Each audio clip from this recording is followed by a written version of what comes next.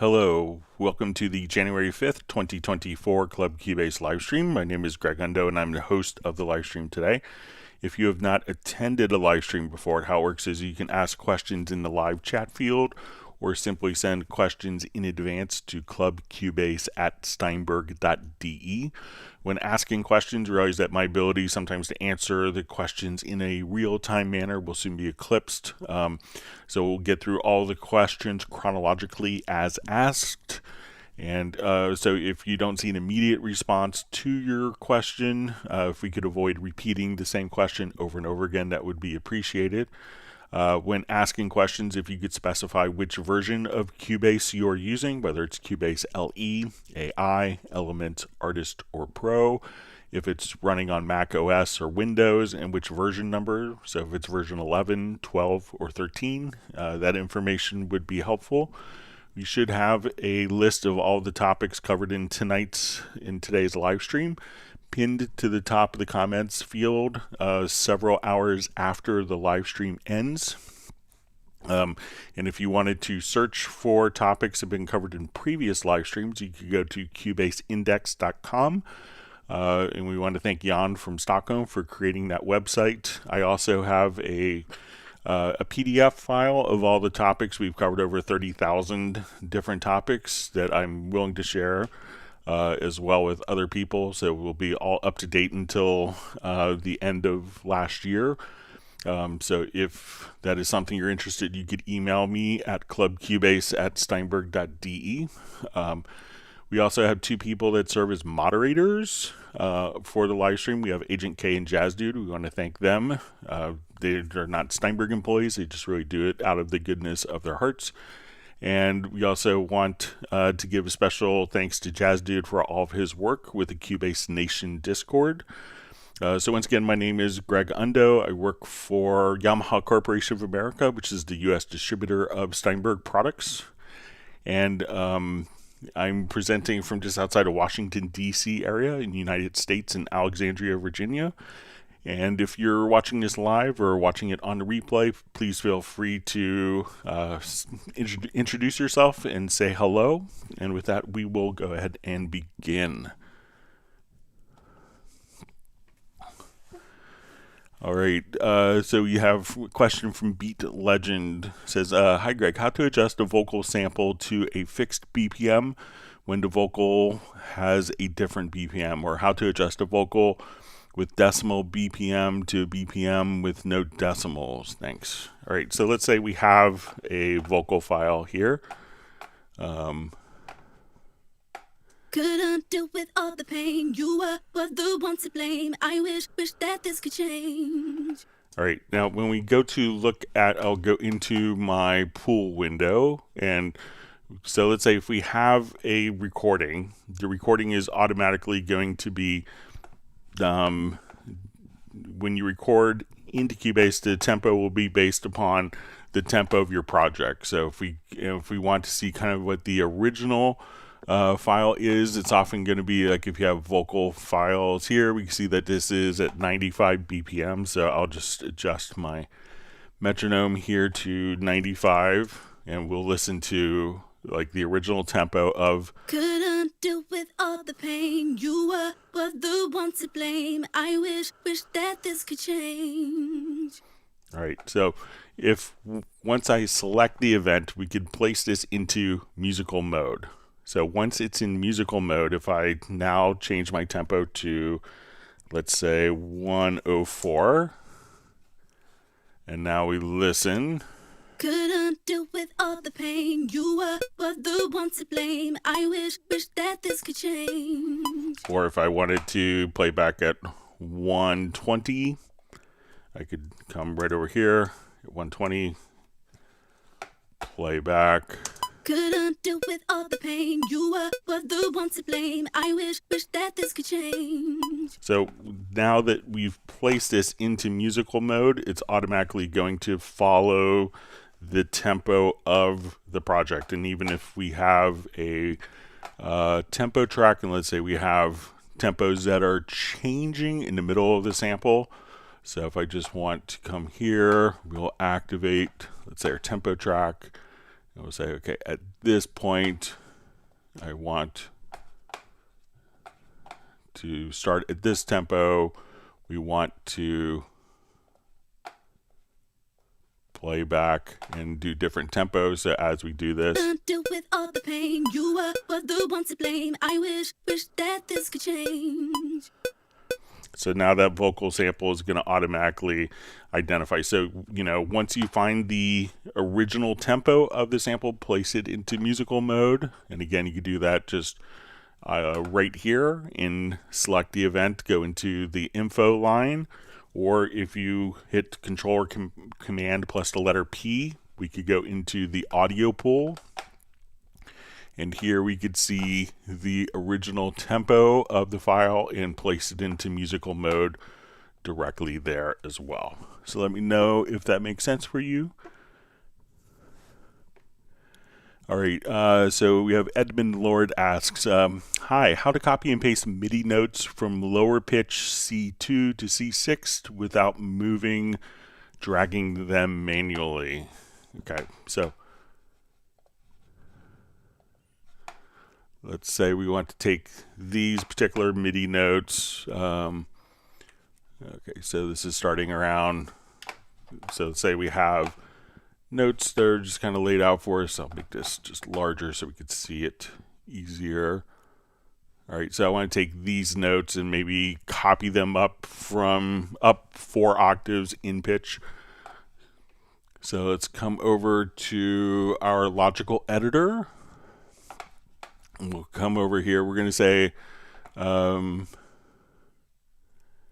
think if we come over to transform, so let's see, we'll say type is equal to note. We're going to say pitch, and under the action target, we're going to select pitch here. And then once we come here, we're going to say add, and let's say 48. So if we do this, okay, so we've copied it up 4 octaves. But I think if I switch this condition to insert,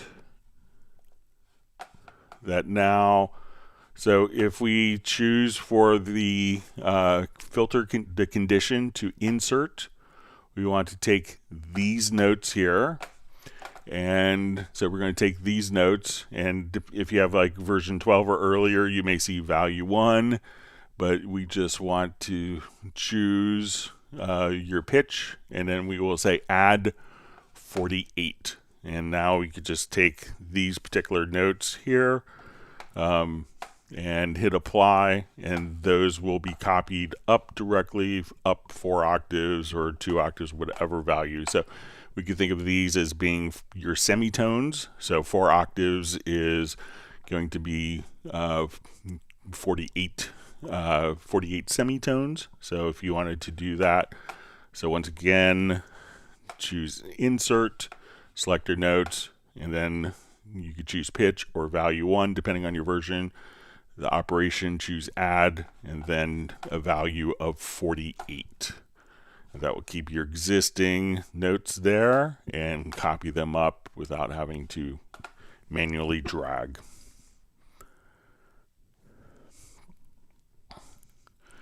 All right, so we have Stefan checking in from Sweden. Thanks for joining us. We have Ayuel from Switzerland.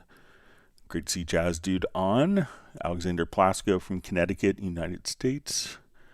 And we have Uno Memento, where it's from Finland, where it's minus 25 degrees Celsius. So we see Benny checking in from Sweden as well. All right, so we see Oliver Hall just asks, has Cubase crashed? So my Cubase hasn't crashed. But let me know if it was on my system or...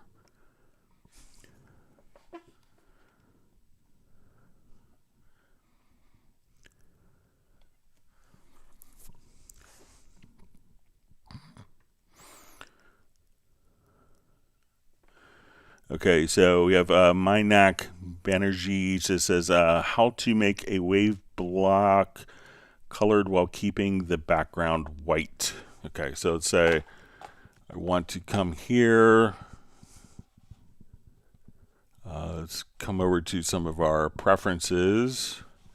I think if we go to our display, event display audio,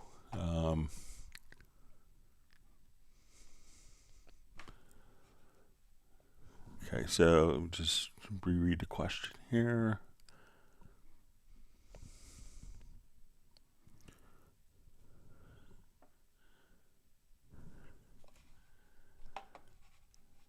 Okay, so let's come over here. So let's say our event opacity. We could just do some of these now.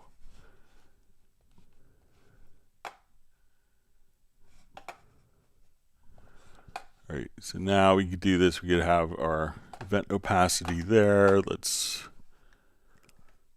go back to some of the preferences. All right, so let's say if we adjust our event opacity here, we can see,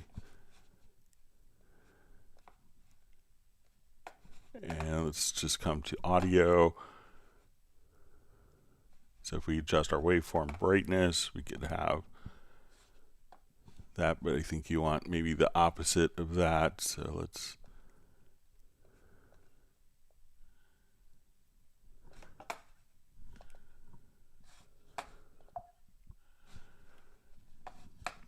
so if we choose like this color here,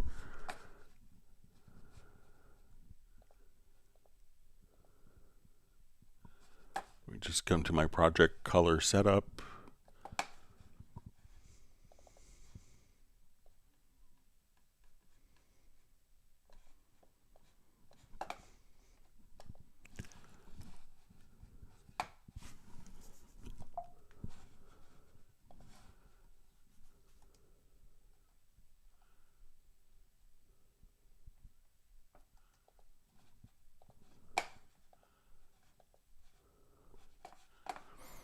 So then if the color of the track is white, we can come over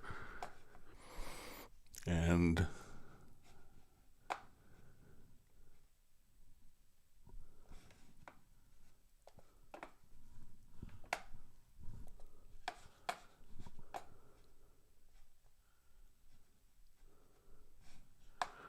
so you could have the background white and now see kind of the color of the event to be, so you could adjust it like that. So the background could be based upon what actual color the track is. So give some of those, play around with some of those preferences in event display and in your audio. So let me just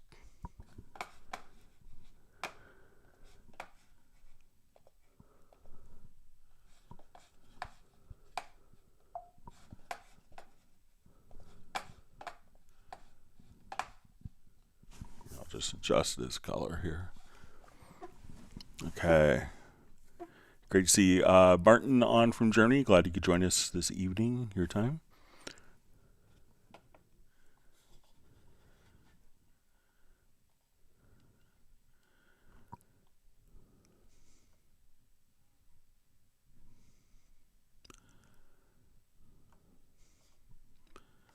Sorry, my chat field just jumped on me.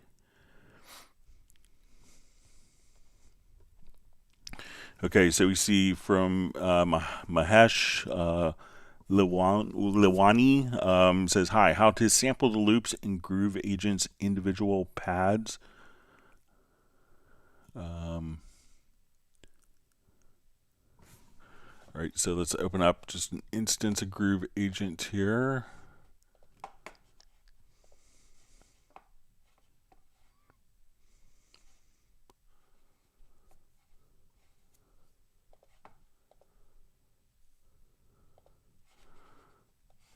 All right, so if we have, let's say, a kit,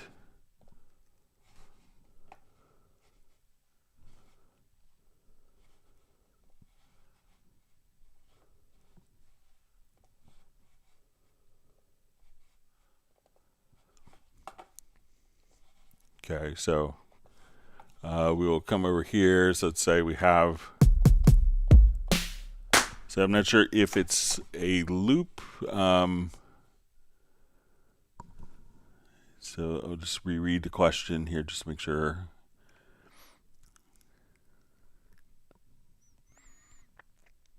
How to sample the loops in Groove Agent's individual pads. All right, so I'm not sure if you want to sample the particular notes here on the pads. If so, what you could do is come over. So let's say this is going to be C1. And if I want to come here, we'll say let's just draw in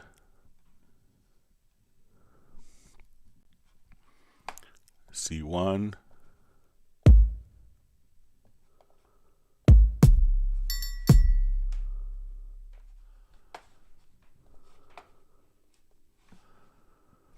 Okay, so if I wanted to turn that into audio, we could just do a render in place, get to edit menu to our render in place, and now we could just sample that. So now it's just rendered the sample just like that. But when you say loops, you know, if we have a particular drum loop, so we'll come back.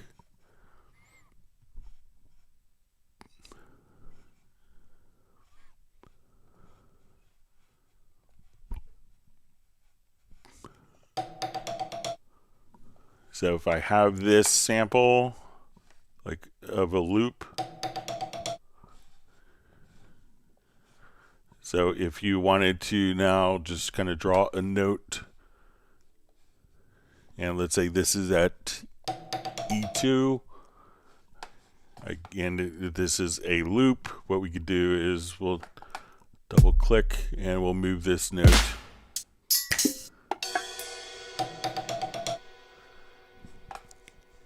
And then we could just kind of do the same exact, you know, just go here to edit, to render in place, and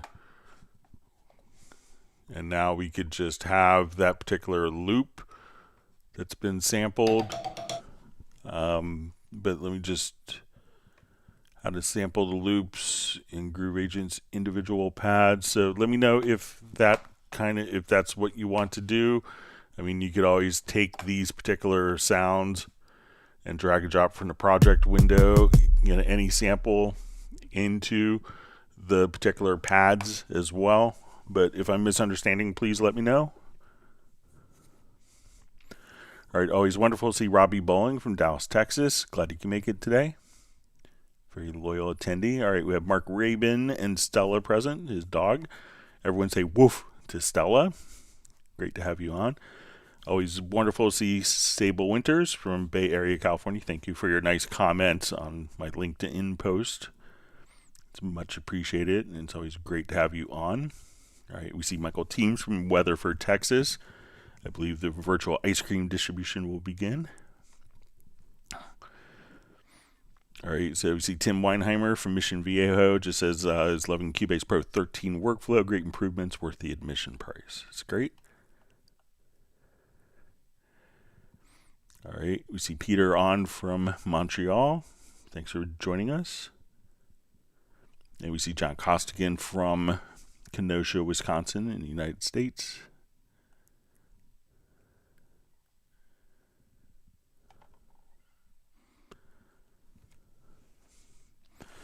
Okay, so MK asks, just upgraded to Cubase 13 Pro. Could you please talk a bit about audio slicing?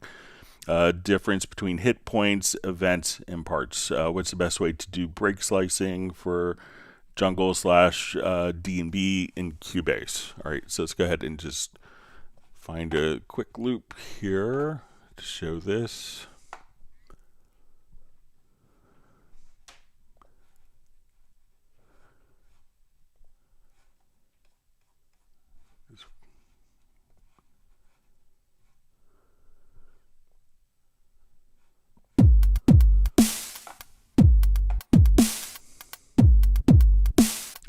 All Alright, so we'll create a new audio track with this. Alright, so now we'll come over here, so we'll have our beat.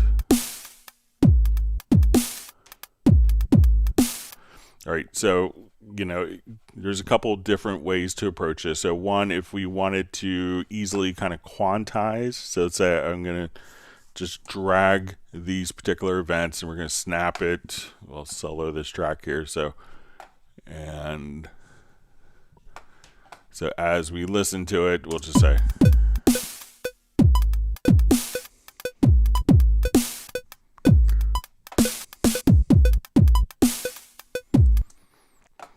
okay. So if we want to kind of slice the loops, we could use hit points. So now as audio is recorded into Cubase, it's automatically going to kind of figure out and do hit point detection for you. So as we're working with this, so let's just double click. We can launch that into the sample editor, and what we want to do is go to our hit points. Okay, so once we come over to our hit points, we can specify kind of what our threshold is for the particular hit points. So at this point, we could say, okay, I want to adjust the sensitivity for the hit points, and there's also kind of an intensity value as well. So we could adjust, and this will kind of give you a sense of where it's going to be sliced. So if we wanted to just slice the hit points, now each of these, it'll create what's called a part versus an event. And as we double click, these will now be all separate entities that we could edit. So if I want to take this and make this hit a little louder or softer, we could do that. So we've created the slices, and since these are all separate entities, it's placed them into a part, which is a collection of audio events. So it's gone through and converted each of the slices to a separate event. So if we undo that, we'll go back and we can say, let's create a groove. So if I really like this particular feel, like I like the groove of it, we can open up our quantize panel. And as we come right over here, we can say, we're going to take this groove, and we see that my quantize panel is set here for half notes. I'll say create groove, and now the timing, the feel of this particular pattern is extracted into a groove that we could apply to other MIDI or to other audio events. Once we've also figured out kind of what the hit points are for a particular file, let's say I want to come here and I'm going to change the quantized value to 16th notes.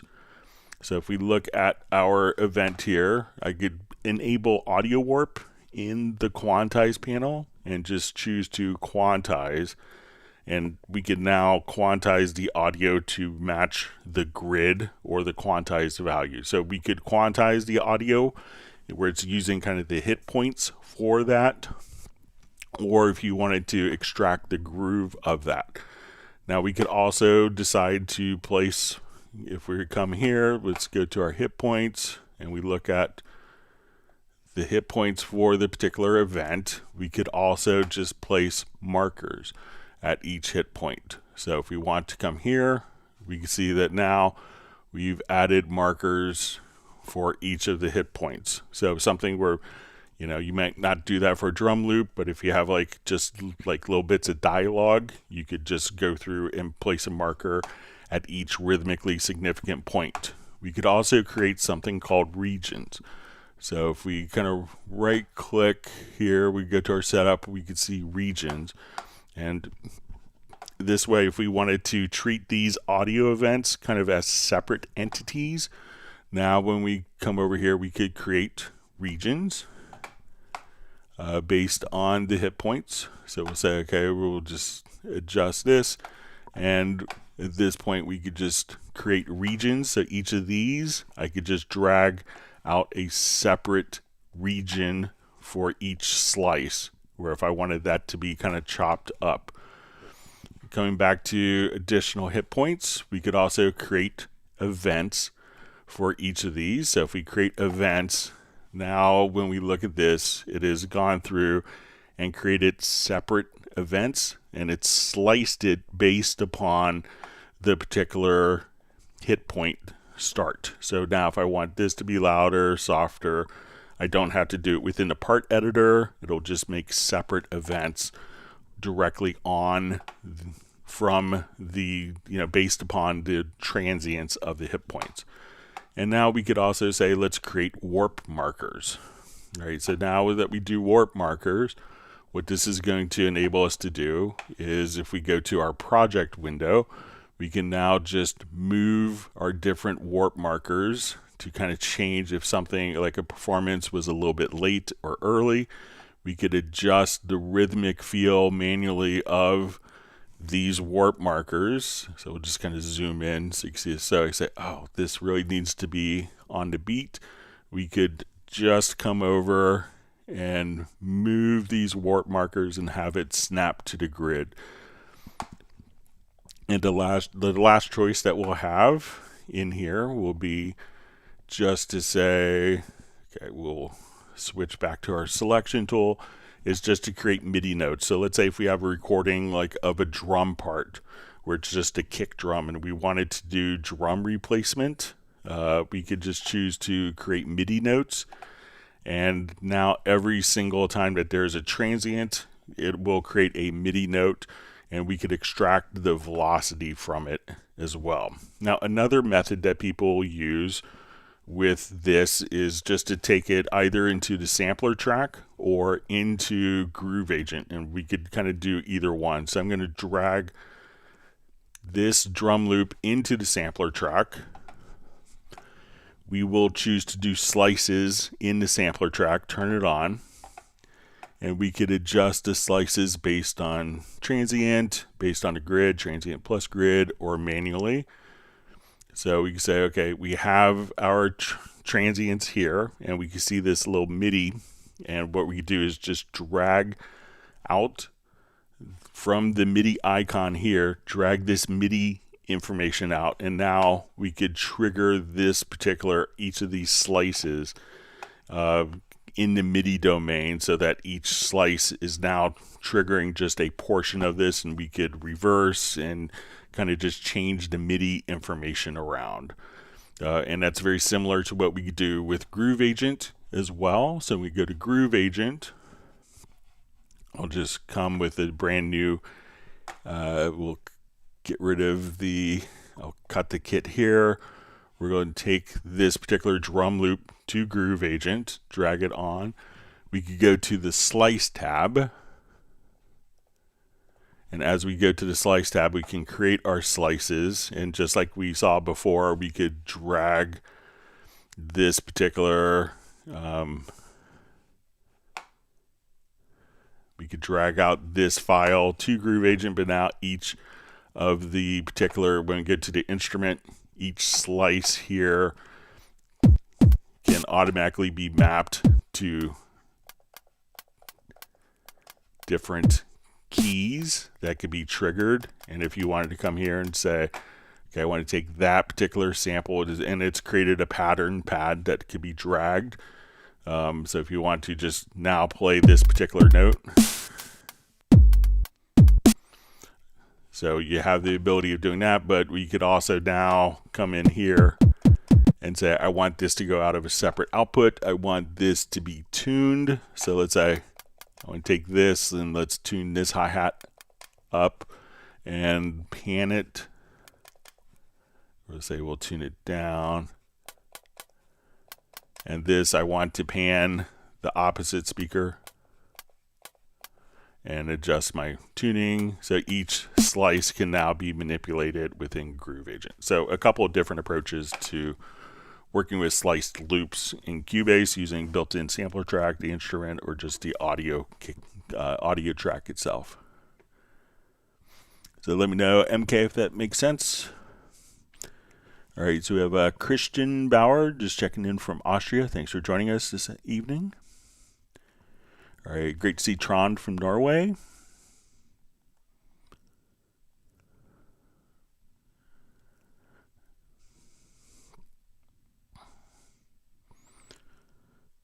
right, so we see from MK says, by the way, Cubase 13 is solid update, feels much better, best awe, thanks for that.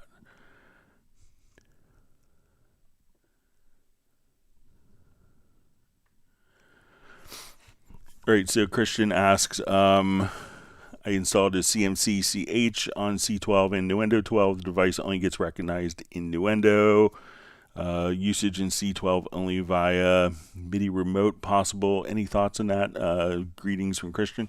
So I think once you have it kind of the same, so I'm not sure if it is being seen. I don't have my CMC, have it kind of in a closet, and I could check it out. But if it's working in Nuendo 12, it should work in Cubase 12 the same way. So if you get to your studio setup, you'll see the CMC controllers here. So I think you'll probably just see the CMC CH controller. Make sure that these MIDI ports are mapped correctly.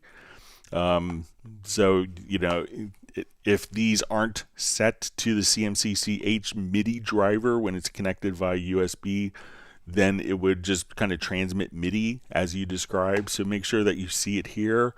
And you may just have to, I think once you install the driver, you should see it listed here, but make sure that you see the CMC CH here and that you have the correct MIDI ports being configured for the CMC CH. But if it's working in Nuendo 12, it should work in Cubase 12 in kind of the same manner.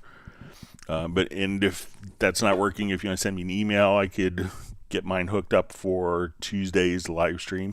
And you could reach out at clubcubase@steinberg.de.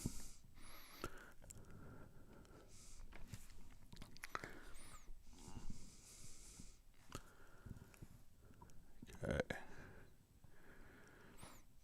We see that Michael Teams is granted Sable 1 gallon of Purple Cow ice cream, which sounds interesting to Sable.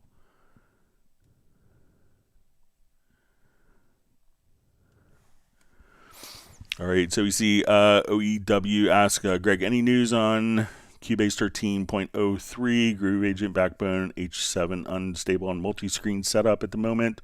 So one, there are some things you could do depending on your video display driver. So, I run a multi-screen setup for my personal studio and I don't have any problems. But, there are some documents, I noticed that Steinberg is working on a couple things with NVIDIA. For some display stuff, but there are some workarounds that Steinberg has posted. But make sure that you're running, if you're running the same resolution, the same refresh rate, that information could, those settings can make a big difference as well. But I know it's, they're always constantly testing, even over the holidays. So.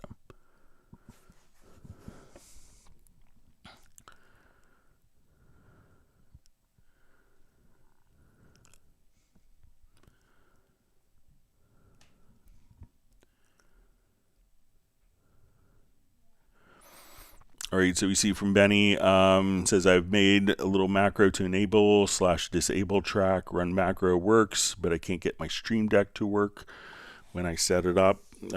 So I'm not sure if the Stream Deck is not working at all when you have the macro, which doesn't sound like it works, or if you can't necessarily trigger it from the Stream Deck. So let's say if I wanted to disable this track using a MIDI remote. So I know in the Stream Deck you could use, key commands or like a MIDI remote. So if we go here to like the MIDI remote, you could get a MIDI utility. So let's say if I'm here on my MIDI remote and I go to, let's say this particular page here, I'll go to my mapping page and I'll say I want this button to do key commands, and we go to audio. I think it's disable, enable track. We could apply the mapping. So now, as soon as I hit that button on my MIDI remote that you see being triggered here, that enables and disables a track. So if you are setting it up via, where each button on your Stream Deck will transmit a MIDI note, which there's a free utility that will allow you to do that, and you have a MIDI loopback configured, you could set that up. Or if you're triggering it from a keyboard shortcut, That's another method that you could do on a keyboard shortcut, but make sure that, and you shouldn't need a macro for doing it, because you could just come over, and if you go to your edit menu to key commands, at that point, we could just set the particular key command. So we say we'll go to here to audio, and you'll see disable and enable track. So here you could, just click, and whatever key command you have programmed in your Stream Deck, you could just hit the button, and that should fire off the key command to be triggered here. But let me know if there's a special reason that you're running a macro versus just triggering the function from the key command, Benny. That'd be helpful. All right, so we have Tom just saying hello, Cubasers from Belgium. He started producing again after 20 years. Welcome back, and glad to see you on the live stream.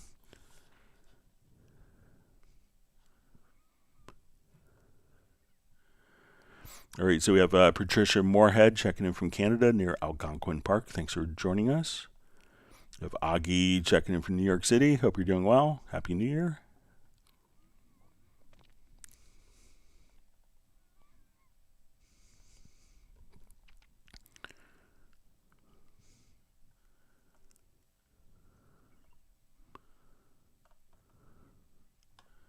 Sorry, my chat field just jumped down. Find my spot. Okay, so Mark Rabin asks, Greg, can you play more with that RAM saver in Groove Agent 5? Not fully understanding, but it helps when it works. Okay, so let's say, let's do new project.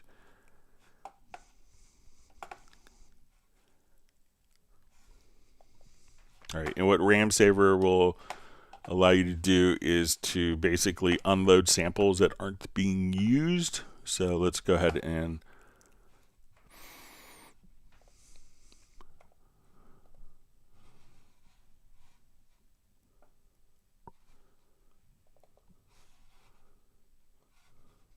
okay, so I'm going to drag a pattern over.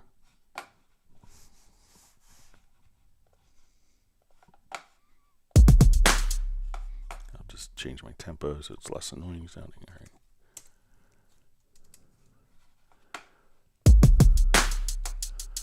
All right, so I'm just going to drag this particular pattern over. So I think what we do, I haven't done this in a while, is when we activate this, it says, do you want to start collecting necessary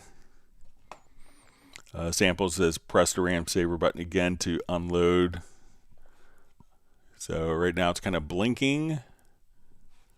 It says, do you want to unload all unused samples? We'll say yes.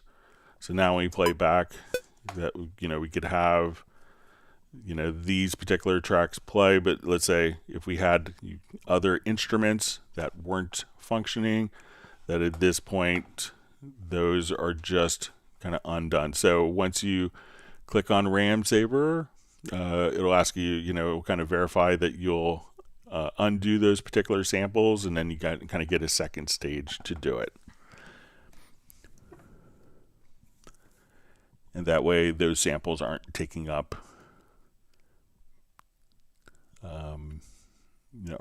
memory in your system.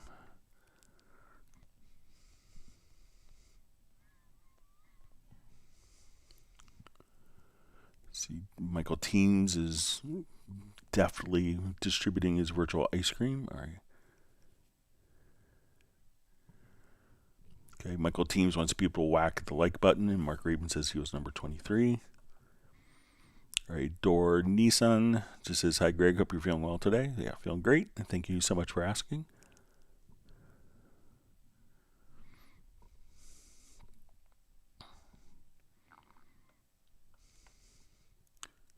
Sable Winters is passing on a woof to Stella. All right.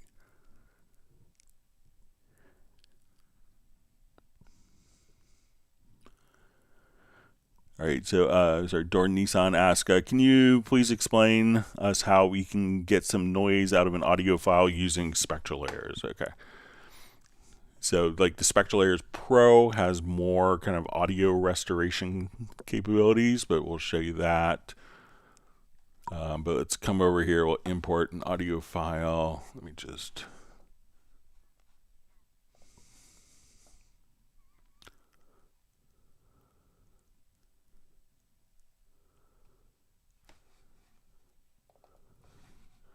All right, so let's say we'll just kind of take this particular file.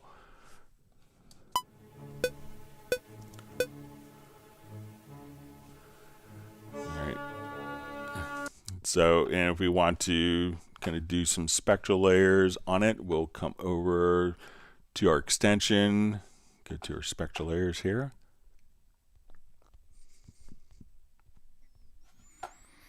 Okay, so now we can see have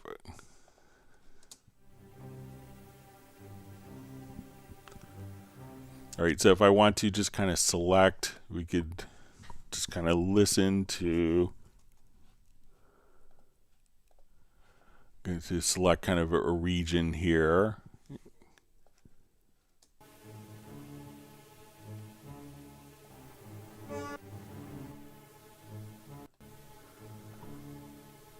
So say I think that this is kind of like our noise floor.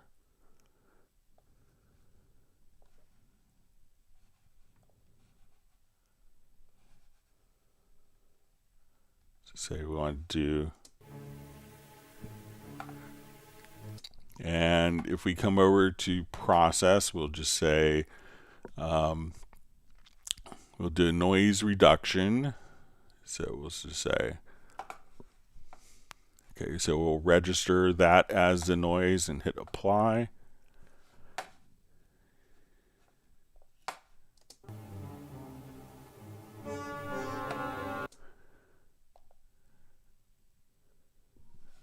And now as we go back, listen to it, and it's just incredibly rough, but you basically kind of find the noise floor. And then basically find that you can register the noise. So just kind of find like a section of the noise here and then register that and apply that, and that's how you could kind of use spectral layers for some audio restoration for denoising.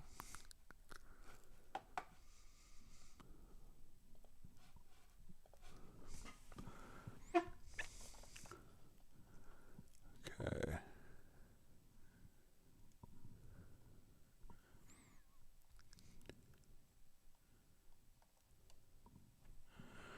All right, so you just see from Chris T Music says, how do you have full screen mode in Mac? So what I just did in my Mac is I just came to my system preferences, and I think if we go to like menu and dock or something like that, dock and menu bar, and then I just have it automatically hide and show the menu bar when in full screen. So now when I come over here, the menu bar just kind of pops up. So on Mac, and I think if you're on Windows, you can, it's slightly different, but you could right click and then you could hide the menu bar here as well.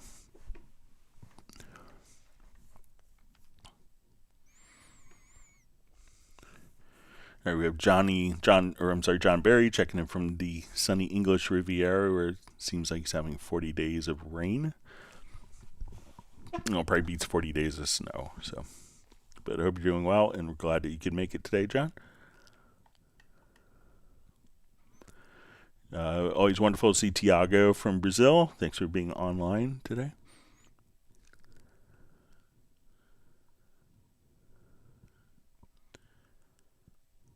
Everyone seems happy with their ice cream selections for Michael Teams. Always so great to see Grant Nicholas from Baltimore. Glad he could be on today.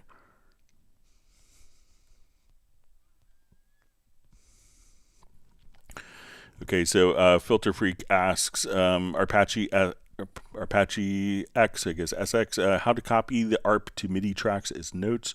I thought there used to be a way to grab the ARP and place it on the MIDI track. All right, so let's go ahead and I think I have an example we could show for that.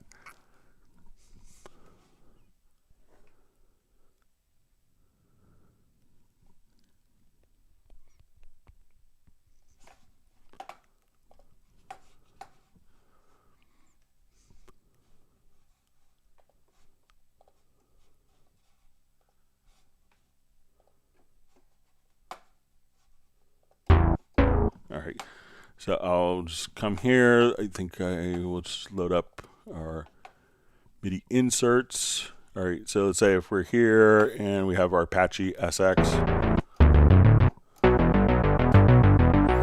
All right, so there's a couple of ways of doing this. So let's say we could start off, let's say if I just have some, if I want to record in Cubase 12 and earlier, you'll see like a little record light here. In Cubase 13, we could just kind of drag this white line down.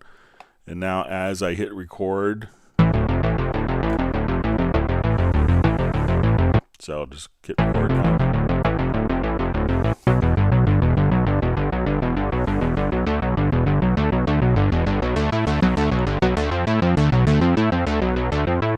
And now that's recorded in. If we have something like maybe like block chords that are in, so let's say if we have, we'll switch, I'll just populate some chords here.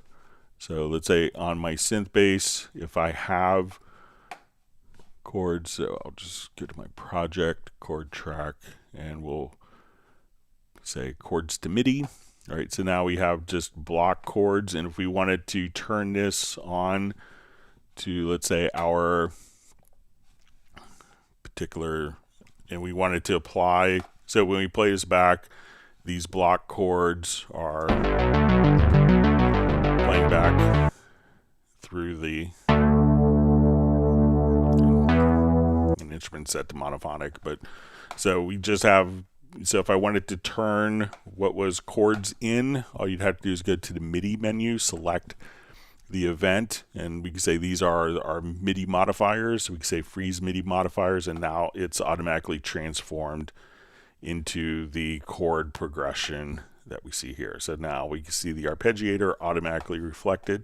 So you can record it in, or just simply come over to MIDI to freeze MIDI modifiers. And I think even if we come and go to MIDI, let's see if we do, yeah, so just do the freeze MIDI modifiers, and then the effects of your MIDI inserts or sends will be printed and embedded into the particular events for you. So let me know if that is what you want to accomplish, Filter Freak. Always great to see Matt Elston from London. Thanks for joining us this evening. All right, and we have Val checking in from Vienna. Always wonderful to see Kerwin Young from Atlanta, Georgia, in the United States.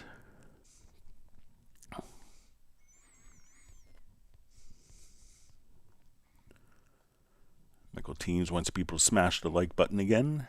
All right. Mark Rabin is saying Stella says hit the like button. So we had to listen to Stella. It's a beautiful dog. All right.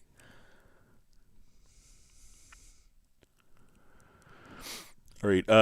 Antoine Van Kampen asks, is it possible to get the patterns in the chord pads to a MIDI track? Okay, so let's say I have my Rhodes piano here, and I go to my chord pads. Okay, so I'm going to switch this over to patterns, and I'm going to select pattern. So let's say, all right, so now we'll activate this.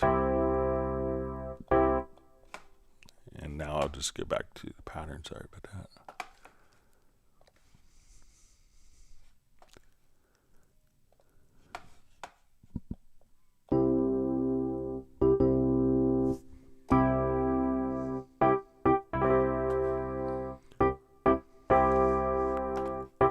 Just find something.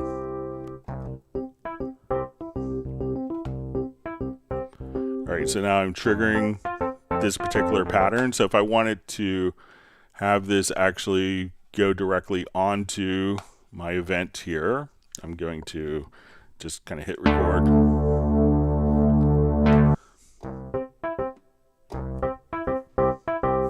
So I'm just holding my MIDI keyboard.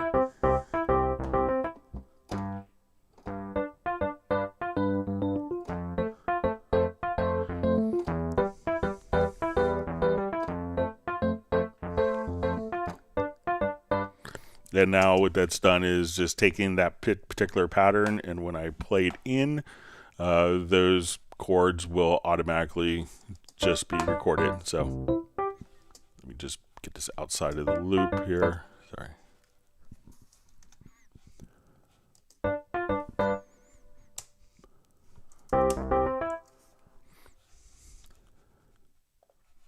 So now I could just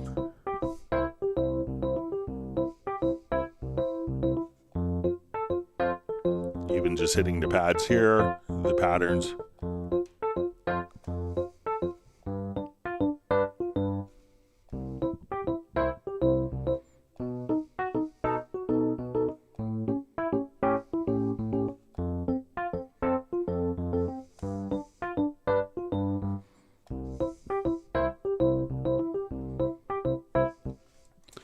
And now that's all been sequenced just as if I played it. So once you have it up, you could then trigger the patterns. And one of the cool things is as you're doing this, you could have it kind of automatically, you know, go directly, have it kind of synchronized to like the if you want it to be to the 16th note, to a quarter note, to an eighth note. So if it's off a little bit, the whole pattern won't be off. So you could just say, okay, now as we do this, we could kind of quantize the recording to quarter notes.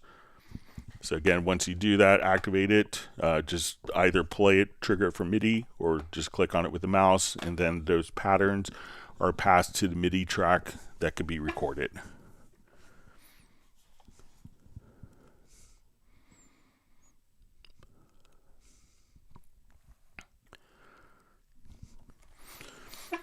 All right, so we see Tim Weinheimer says, is the Hien Sonic 7 in Cubase 13 Pro, is it the full version, or do you have to buy an upgrade? And how do I buy expansion instruments in Hien Sonic 7? So with so the Hien Sonic is the full version. So there's the Hien, which is going to add some more capabilities like sampling and creating virtual instruments.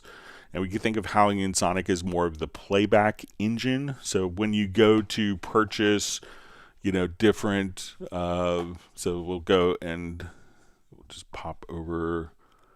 Okay, so we'll just come here. I think it's in Hien Sonic. So when you go to purchase additional instruments, you know, those instruments, you know, any of the Hien content, you could just load up into the Hien content, you know, into Hien Sonic 7. So if you go to, you know, your Steinberg.net, we could just come right over here.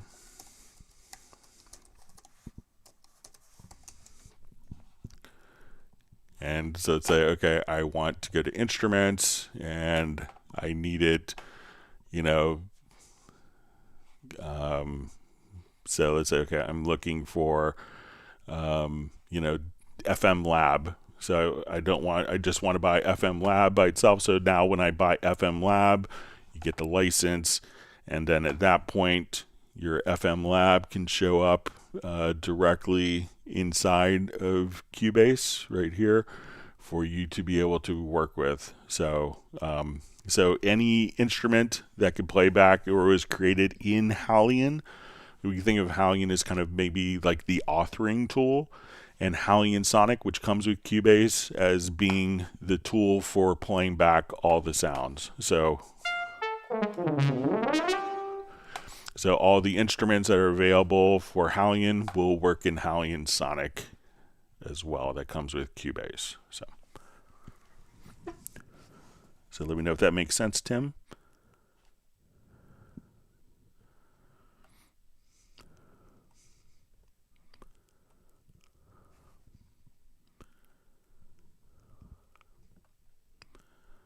sorry, all right, my chat field jumped to me.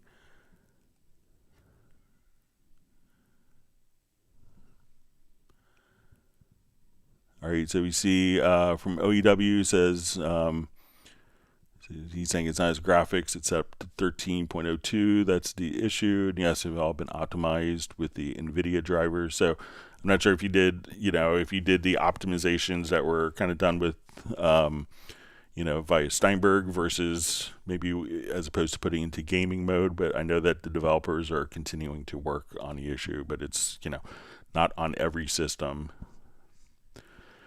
All right, wonderful to see Taylor from Music for World Peace Records from Pine Grove, Pennsylvania. Says he's recently back from vacation. So yeah, I enjoyed seeing some of your vacation pictures on Facebook. I think you're in Florida, maybe, if memory serves.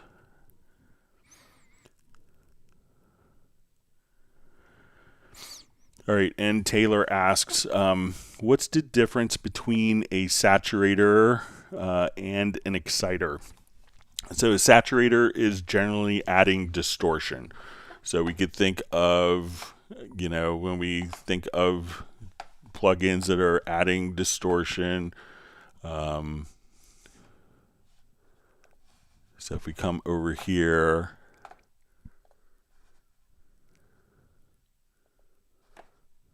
so we look at distortion, there's a number of different distortion plugins, but let's say I wanted to come over here to, this is kind of a good example because you can see multiple different types of distortion. So saturation is often going to be doing distortion, whether it's kind of tape based or tube based, where you're kind of overdriving it, different amplifiers, there's even a decimator.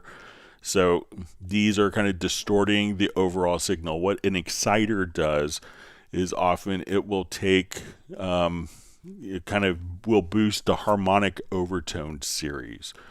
So if you want to envision, so let's say if we look at all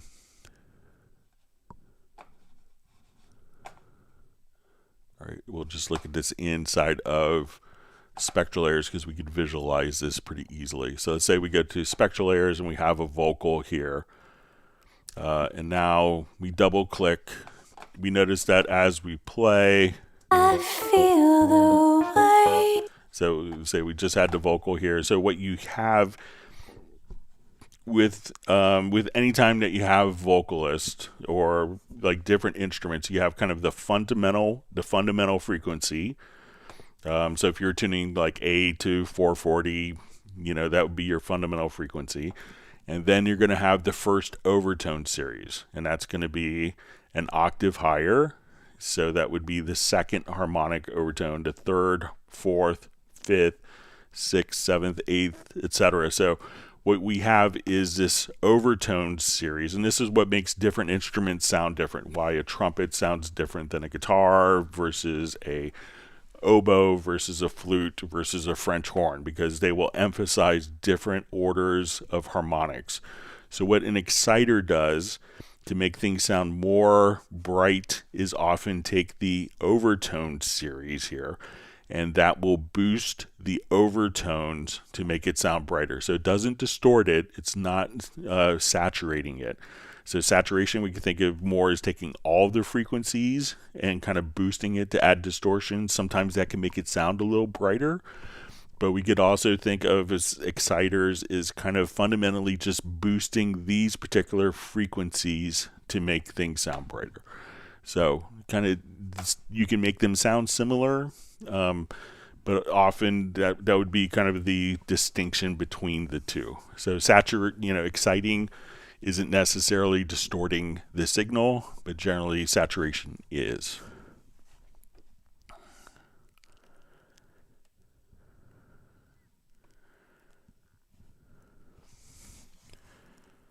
All right, so we see are certain routing options restricted in Cubase Artist? So I don't, I'm just running the Cubase Pro. I know in the past that there are some things where the routing isn't as flexible in Cubase Artist. I think that some of it has changed over time, but I think that Cubase Pro would have still more routing capabilities, like for VCA faders and different linking options that aren't available. I don't think like Cubase Artist has VCA faders. And I'm not sure, I haven't tried 13 Artist, I've only done 13 Pro. If, for instance, you could take the output of an instrument here and set it directly as the input. So if I go to my track instruments, to set that as an input directly from the bass. So you may be able to do that in Artist. I think you could do an Artist, but maybe not in Elements. So you could give that a try, but the Pro version will have more routing flexibility.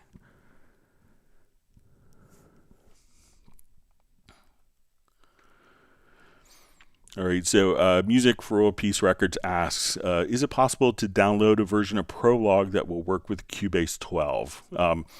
So Prologue was one of the instruments that wasn't going to be updated by the company we did it in conjunction with for future operating systems. Some people have Googled away. It's not officially kind of sanctioned, but if you do a Google search, there's a couple files that you could drag over from Cubase 11 to Cubase 12 to have some of the other instruments work for you. So some people have done it. I can't officially sanction it, but we understand that if you need it for if you need it for project compatibility, that there are ways, if you do a little Googling, that you could probably find. All right, so we see Taylor asks, is there a difference if I click the like button now or when I watch the replay later? So either way is fine, but you might as well get it in early so you don't forget. I think it's a pretty reasonable expense for the live stream.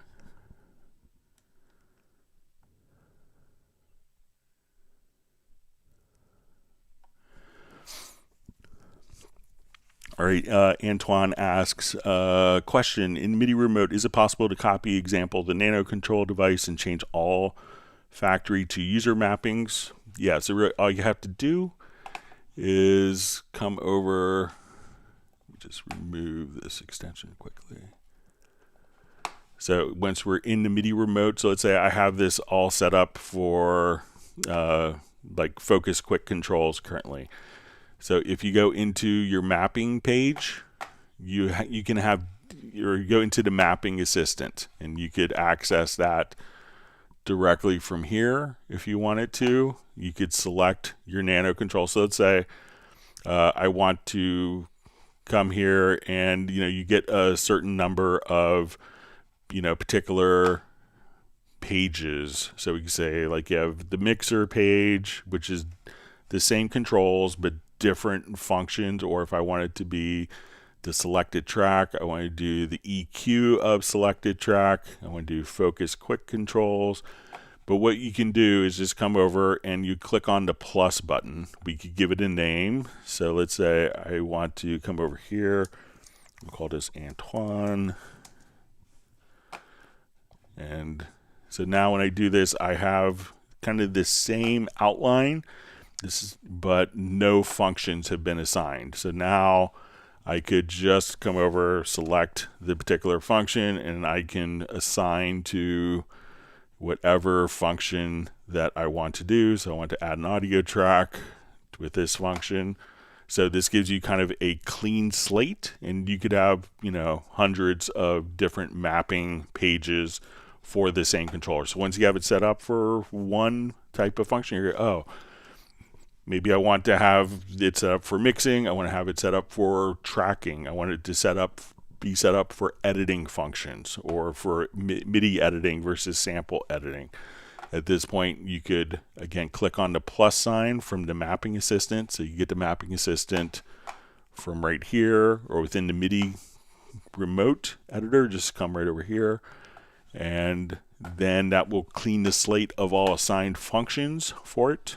And you could just easily just say, oh, now I need to go back to mixer settings. And all those particular functions have been restored for you. So you could take one controller and use it in multiple different circumstances as you see fit. And if you wanted to have buttons on the controller that assigned it and switched it to other functions, you could do that as well. So you could actually say, this button, I want to have it switched to a different mapping page. So you could assign that within the particular, within the buttons themselves for functions. So let me know if that makes sense.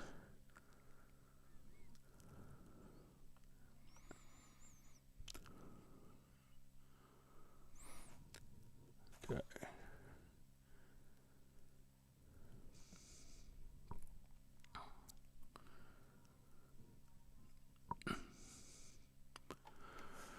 All right, so we see from Caladan Ultima. Hey, Greg, question. Using the plugin manager, is there a way to save and export my settings, have both Cubase and Nuendo identical instead of manually copying everything again? Thanks. So once you have if you wanted to set what I would try first, I think you could do this. So if you're not familiar with the VST plugin manager, we can come over and see, we could choose all of our effects that we want to have access to here, and we could organize the folders. But if you're working between Cubase and Nuendo, what I would do, and I think that this would work, I haven't tried it, but we could come over here and go to the profile manager, export the profile from Cubase, and I'm pretty sure it's going to be the same format for Nuendo. So export the profile from Cubase, open up Nuendo, and import that profile. And that will include all of your VST plugin manager, your macros, all of those key commands and preferences that you use. So I would try that. So again, just go to your edit menu, to Profile Manager, export from Cubase, import it into Nuendo, or vice versa.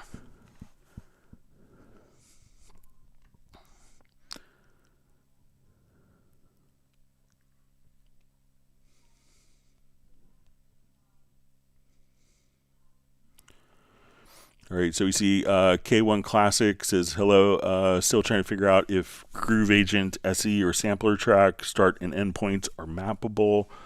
So I don't think that they are. I think we tried this in previous live streams, but we'll take a look at it just to. So if you want to, I think most people choose to, like the ability to move it with the mouse so you can see it visually, but I don't know of a way to map like the start position. We'll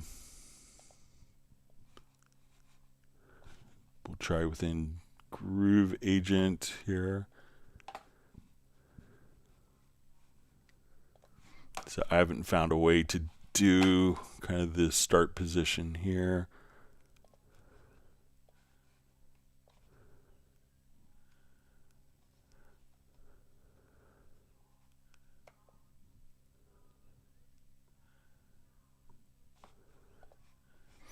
Yeah, so I think it's still kind of manually doing this. And, I always found, and I haven't worked with MPCs, since early days in early 90s in New York, where it was kind of our DAW for doing any type of audio manipulation.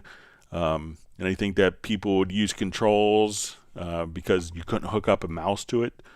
So I think that using the mouse is probably a better solution, but I don't know of a way to map that to a particular function remotely, but I'll pass it along again.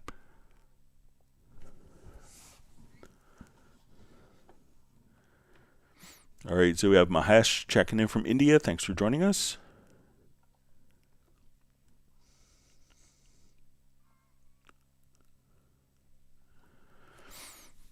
All right, so we see Anomi asks, hi, I'm still in Cubase 10.5. I needed to know if there was a way to recall a group of channels just like a preset. Okay, so let's come over here. Let's say I have group of channels. Let's say my drums.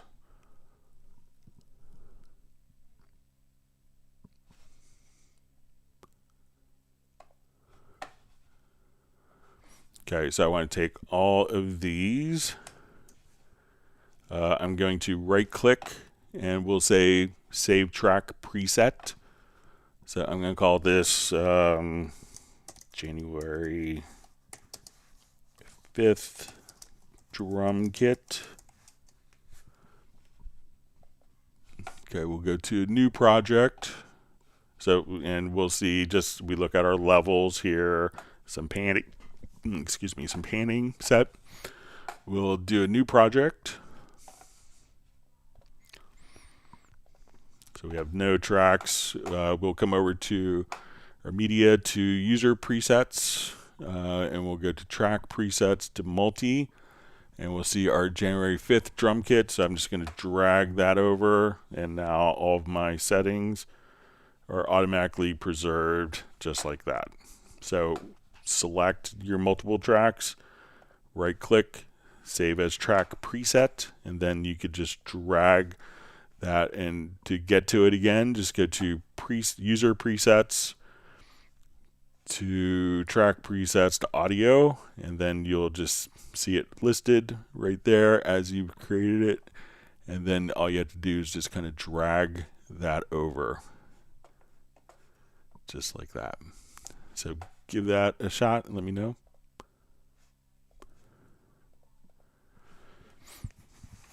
And that works in 10.5 as well.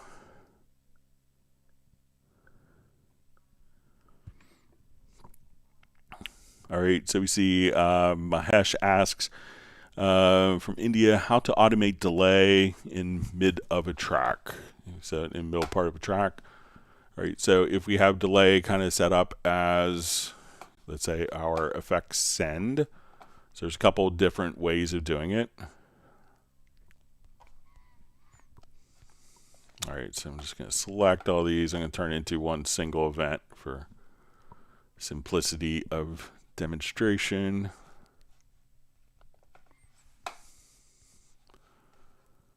Okay, on this track, let's say I have a delay. I'm going to add selected track. We could go to right click and we'll add an effects channel to the selected track. And add my delay. So let's say, okay, I want a mono delay. And we'll make it, let's say, an 1/8 note delay. All right, so when we do this, this is going to show up as a send. So we can see, I'll just come over here and we could adjust. So listen. All right, and let me just.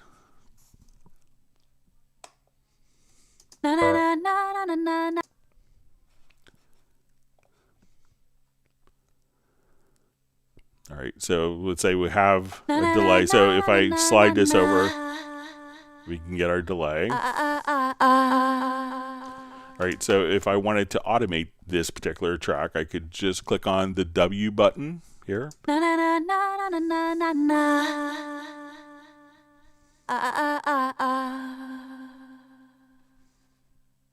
I started losing sight of place. What dimension am I in? So now I've automated those changes. So when we play it back, it will. That send is automated. I started losing sight of place.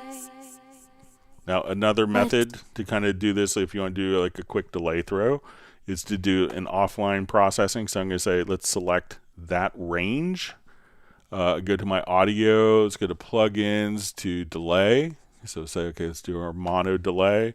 And now I've just added like a dotted quarter note delay. Where is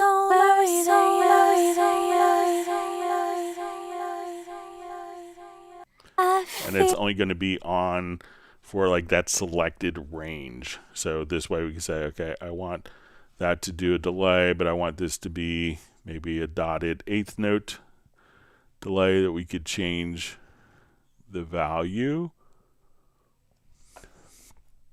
So now when we listen to it,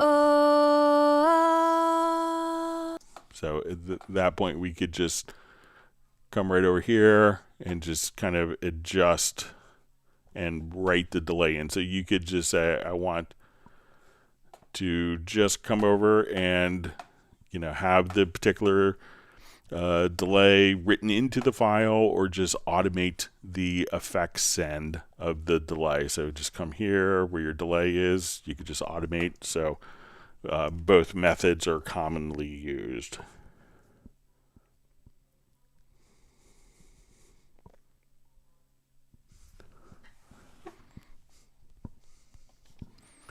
All right, let's find the next question. All right, we see Dallas LaRue checking in from Las Vegas. Thanks for being online today.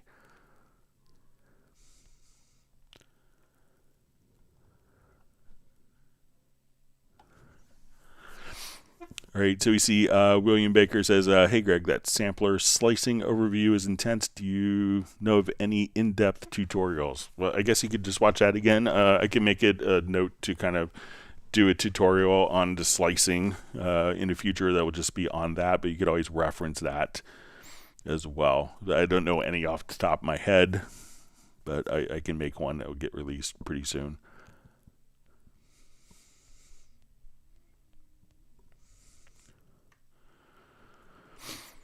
All right, so we see question from Ness. Hi Greg, can I give a name to the automation track if there is CC information in it? For example, I recorded an organ MIDI track with rotor CC information. I would like to give it a name. Thanks. So when you do the CC information, you know, because it's not actually the rotary, when you go to write the automation, you know, the data that's there is actually set to that particular MIDI CC.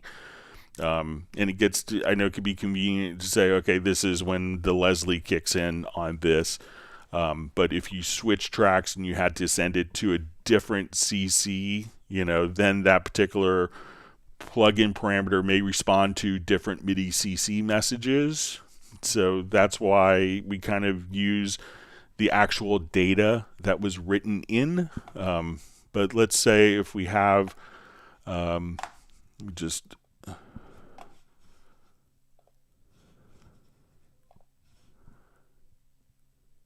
so let's say I'll just quickly, and so it depends if it's written in by the CC or if it's being written in by a particular instrument. So let's say I'll come over here. Let's just say we'll add a track. We'll do Hien Sonic, and let's look for kind of an organ.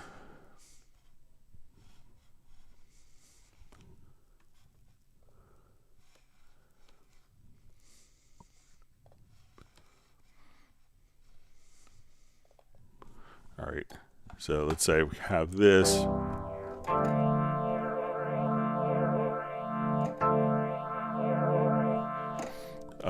Because it's not actually a parameter in the instrument, you know, it's the modulation that's doing it. So that's just modulation, but it's not triggering a particular organ, like a particular organ instrument. So it's modulation that's doing that.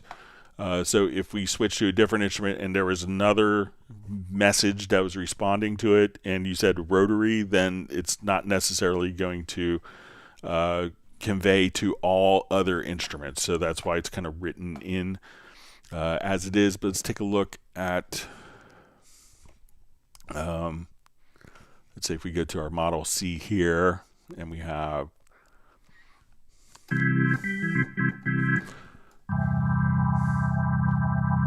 so let's say I'll just go ahead and we'll play just a quick organ part here. So let's say as we're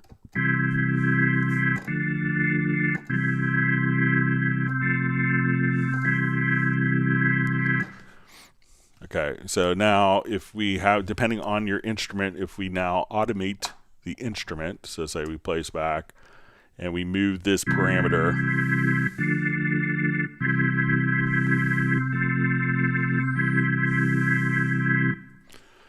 so now we can see that this is going to be kind of labeled as the rotary, so that you could see the rotary speed automation because it's the actual parameter of the instrument versus kind of like a modulation source.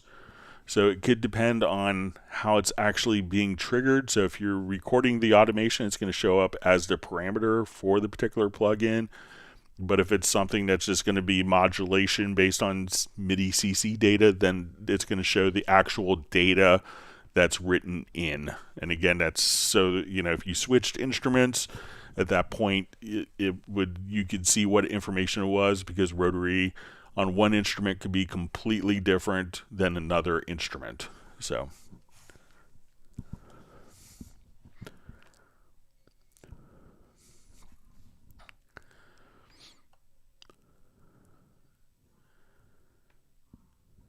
see, Jazz Dude and Mark Raven says, just says freeze MIDI modifiers is important to know. So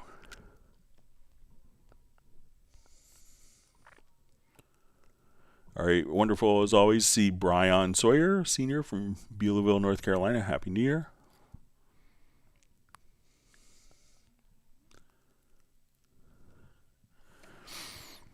Okay, so we see just a question. So I have an external MIDI device which I'm accessing through a VST iRack instrument on the right of Cubase. I then have to create a MIDI file to play the instrument, and then when I tried to render the recording, it was grayed out. Is there something I could do to fix this? Thank you so much. So generally, if you have your external instrument, so to do this, we would just say, so we'd see, go to your audio connections. I don't have an external instrument connected, but let's say, okay, we had a montage keyboard, so let's say if we have this physically connected into our system, all right, and then when we come over to add an instrument track, we would now go to our external plugins and we'd say, okay, let's go to our montage. You would need MIDI notes in here. So let's say if we have this, then what it should do when you go to when you try to render the recording, it was grayed out. Is there something I can do to fix this? So but it should, when you go to render in place, so we go to edit to render in place, it's going to do it kind of in real time. I don't have anything actually connected, but let's see if it's, but even let's say if I just did an export audio mix down, and let's say I'll set my left and right locators there, so we get to export audio mix down. We'll say stereo that now, and it just gives you the message that it should be done in real time. And then it'll play this. It's now going to monitor. It's not going to actually capture anything, but it'll just kind of play back in real time and capture the source. So I know I've done it in the past where, let me just clear my throat. So when we come, it didn't have anything. So you should, I know I've done it in the past, and I have a tutorial video on the Cubase Q&A, but you should be able to see the function from a render in place, but it could be that it's not actually seeing the connection, but you should be able to check your connections and see if it's actually configured for the right inputs and if you hear it.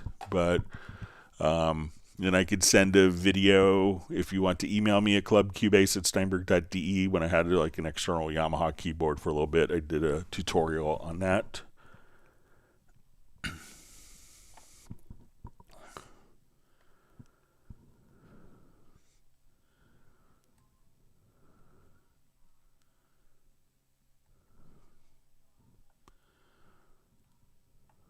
All right,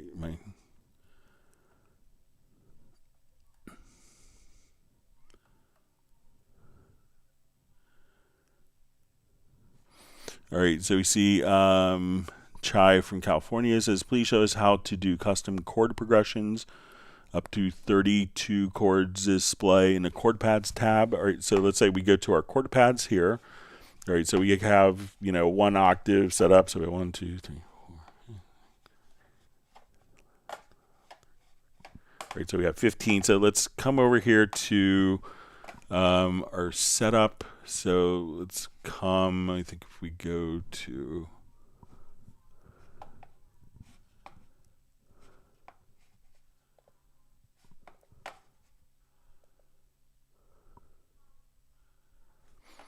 okay, so we see, all right, so we see if we come over here, we'll see pad layout.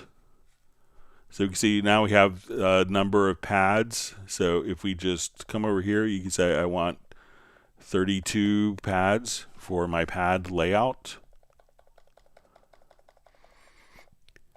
And if you wanted to see it more in a grid, we could come over here and say, okay, I want to see, I can see 2 banks of 16 or 4 banks of 16 chords. So just kind of come over and go to the settings right here. And this is slightly different in 13 than 12. But at this point, you could just set the number of pads, but you could set it for grids or 2 octaves in version 12 as well. And then, to make, if you needed to make custom chords, you could say, okay, just come right here and you could just double click and set whatever chord definition you want for that particular chord. So let me know if that's helpful for you.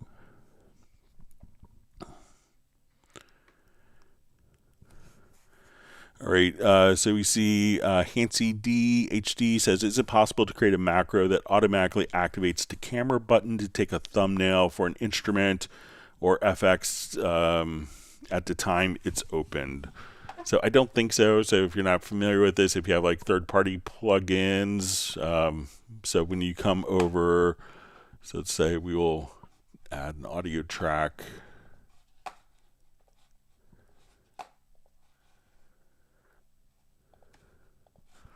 You have this little camera function, so I don't think that there's a keyboard shortcut for this, but I'll take a look just to make sure. So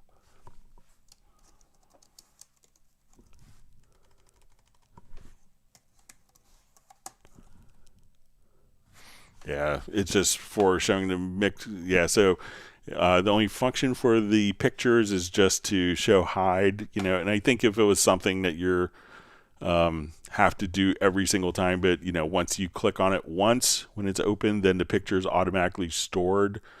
So it's not something that you have to do every single time. So as soon as, like, when I get new plugins, I just open them up and take the picture so I can have access to them here. But there's not an addressable keyboard shortcut for that function. So if I just want to jump here to my VST effects, if I wanted to change these, we just had to kind of do it one at a time. But once you do it once, then it's automatically saved with your Cubase system for you. Sorry about that.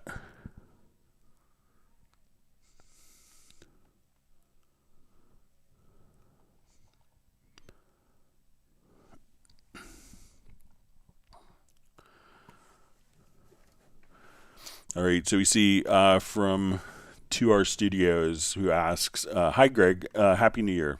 Happy New Year to you as well. Why do the racks in the mix console are always deactivated when I save a project? They are not there next time I load it up. Is it possible to save a profile? Thanks. All right, let's take a look. I will...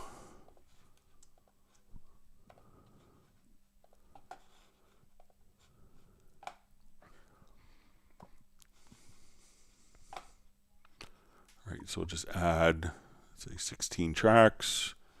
Go to our mixer. Let's look at our racks here. So let's say I want my routing.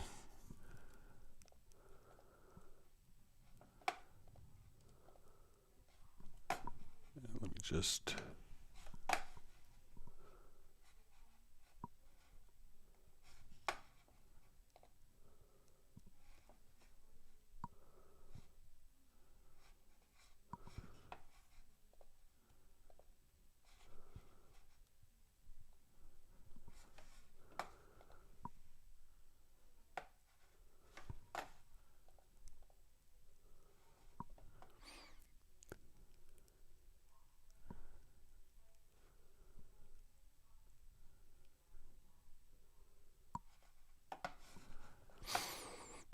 All right, so let's say if I come over, I'm trying to remember the keyboard shortcut for.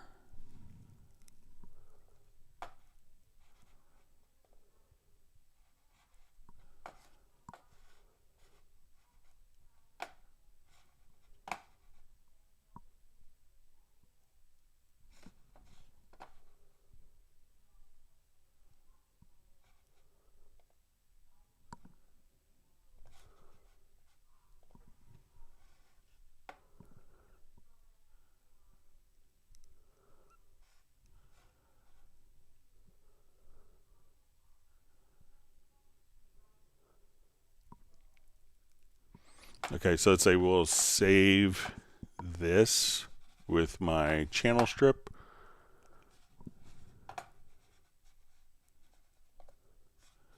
All right, so we'll call this Jan 5th channel strip.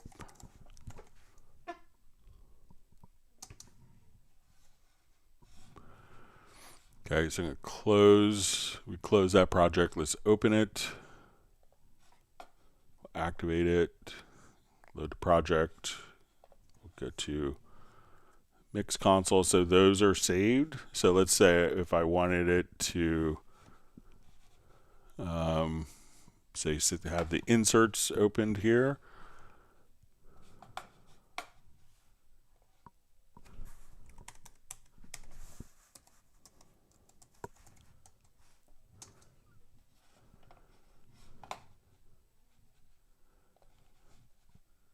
Okay, so we have channel inserts, close that project. Let's open up.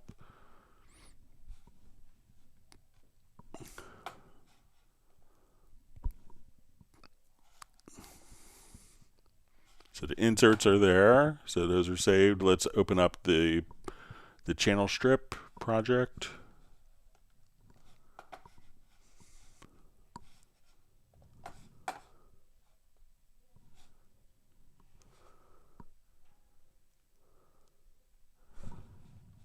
Okay, so we'll come over here to recent projects, channel strip.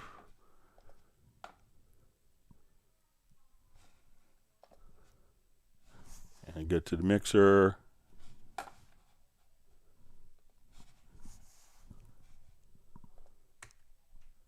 Didn't look like the channel strip is recalled.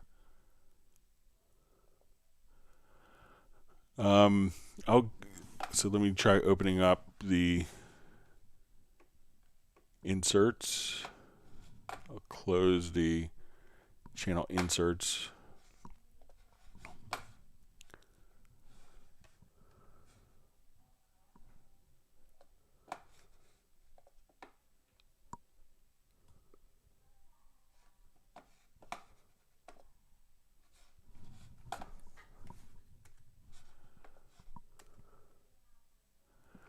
Yeah, I'll pass that along. Just as thanks for bringing it to my attention, I'll pass it along. See if there's any reasoning behind that, but it seems like it should stick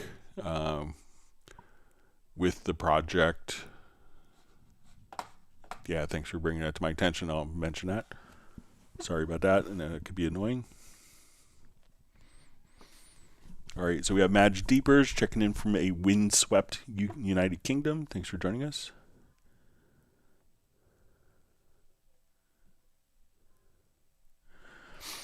All right, so we have a question. Does Barco Miniman Studio Drums library for Groove Agent need the e-licenser, or does it work on a new license system? So it has migrated to the new Steinberg licensing system. So you don't need to use the the e-licenser for that.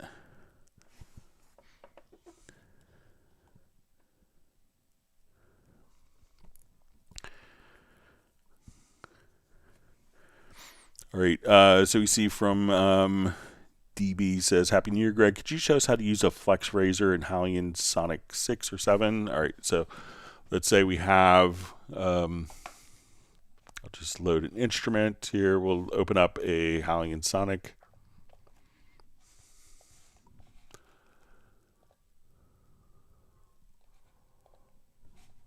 All right, so let's say I just want to find maybe like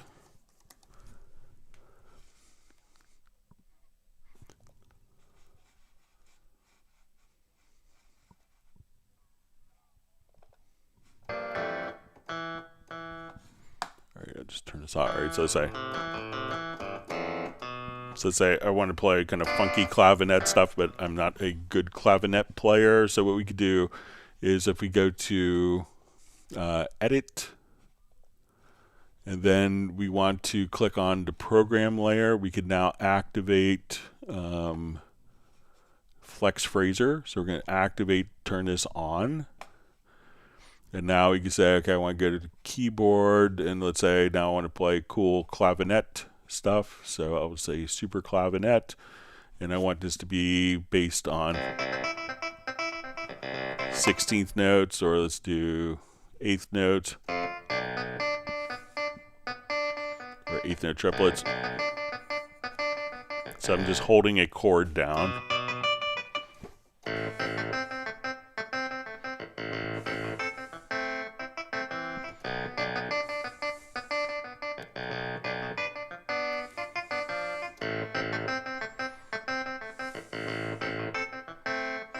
So now I could just hold down a chord, which is great because I'm a terrible piano player, and the keyboards are not my instrument.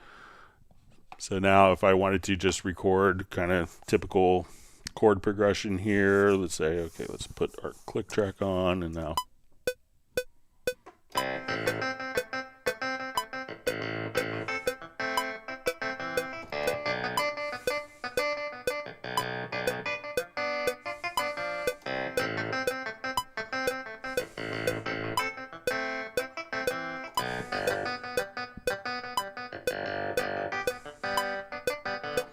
So now it's just kind of recorded those particular chords, and when we go to play it back, I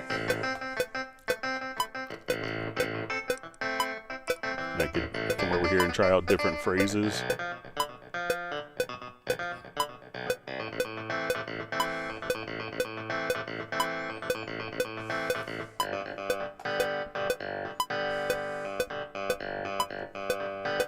So you could just try out, so like each instrument, you could have different arpeggiators and come up with like really, you know, have strings layered with a clavinet and an organ and kind of all playing based on just chords that you play there. And if we wanted to just click on the record button, I could say, okay, I want to take that super clavinet. So let's say, okay, we want to go to super clavinet. So let's say, okay, I want this is.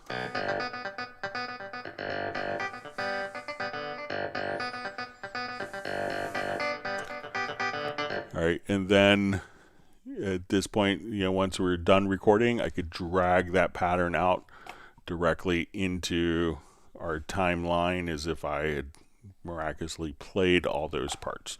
So it's a wonderful addition to Hien Sonic 7, having the Flex Phaser in there. It's like really high quality arpeggiator that's built right in.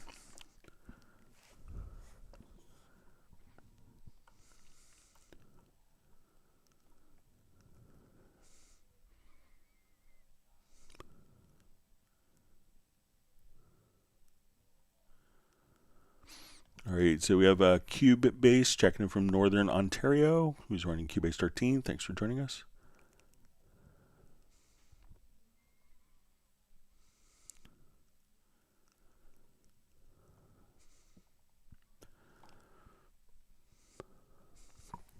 All right, so Cubase asks, how can you use an insert to control left and right signals separately using the same plugin on the same track? Okay, so let's say I'll just load up a stereo file here real quick.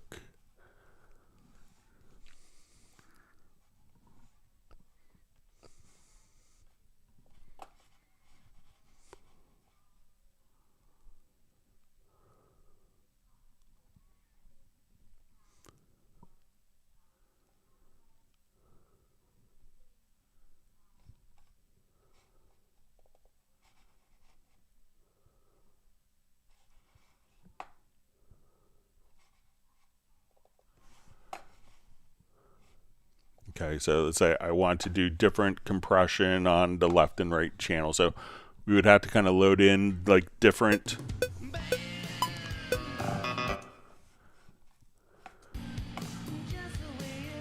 So I'm going to come over here to the inserts. So we have it on a stereo track here. We'll open up, let's say, our channel settings. I'm going to, all right, so let's say I want to do, let's say, black valve. All right, and I want to apply different compression to the left and right channels for some reason. All right, but so we'll come here. Okay, then we could go to the routing tab. We could choose here that we want this to be mono and mono. And then you could just double click and say, okay, I want this to be on my left channel, and I want this one to be on the right.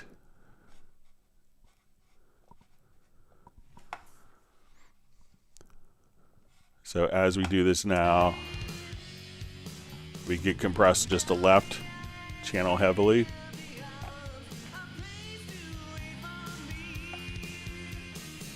Without affecting the right channel. So if I wanted to pan this, so we have heavy compression there, no compression there. Or if I wanted to apply a different amount of compression here. So I want that to be really crunchy compression in the right channel.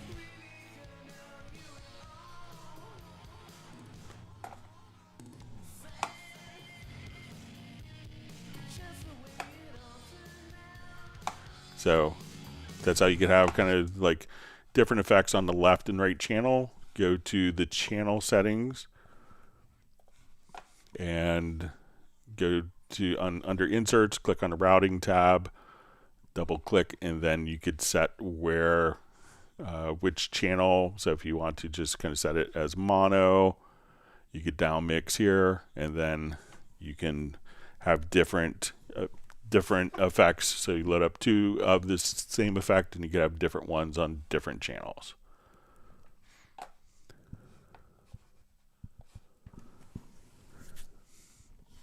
So let me know if that makes sense.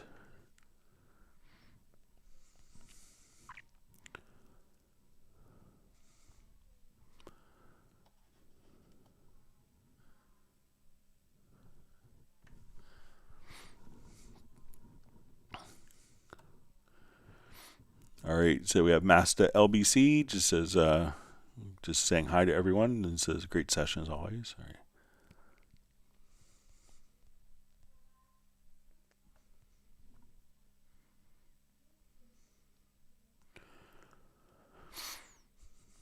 All right, so Cubase asks, is it possible to clip gain a track without separating parts, but just by using the range selector tool and freely scroll the mouse wheel up or down to clip gain or get a volume fader? So if you want it, it's to do the clip gain, it's going to be on the event itself. So, but if you wanted to make it faster, you could say, I want to come here, hold down Shift X. So you hit Shift X, and then if you switch to this tool, you can now just easily do that. One other thing, if you wanted to change it and say, okay, I want to take that range, if you come over here, you could say, I just want to go to, and you could set up keyboard shortcuts for this and say, okay, I want to go to audio, to processes, to gain, and now you could just use your mouse scroll wheel and make your adjustments directly here if you wanted to. So let's say I just want the gain to be, minus 30. You could just do offline adjustments like that, say minus 12, and you could increment. So if you say, okay, I just want to take this and let's make it, minus, and you could use your mouse scroll wheel here or just kind of type in a value. Say, okay, I want this to be minus 12 dB. It'll then process that particular selection. So you can do kind of offline processing But a quick way is if you just want to, if you're going by like, let's say a dB at a time, you could make a macro to come over. So let's get to your key commands, and we'll say new macro.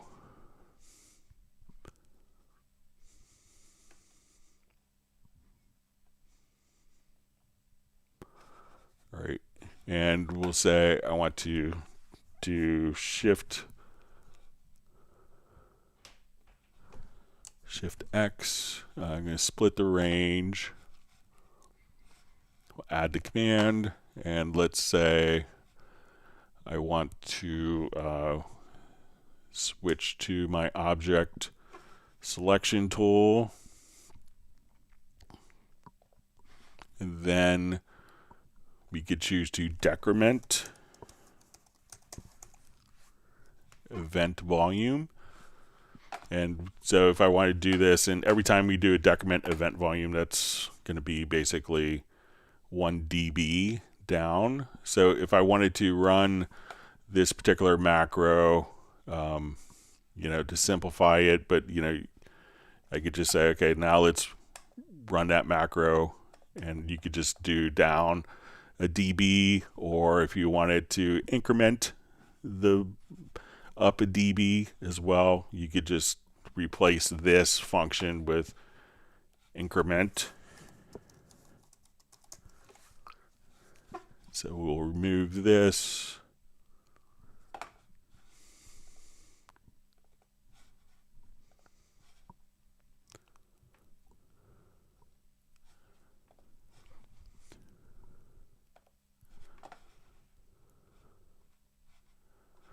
All right, so now we come over here, we can make a range selection and just say, let's run the macro, and then you could just go up a dB, down a dB with, different macros if you wanted to, that you could trigger with keyboard shortcuts pretty easily.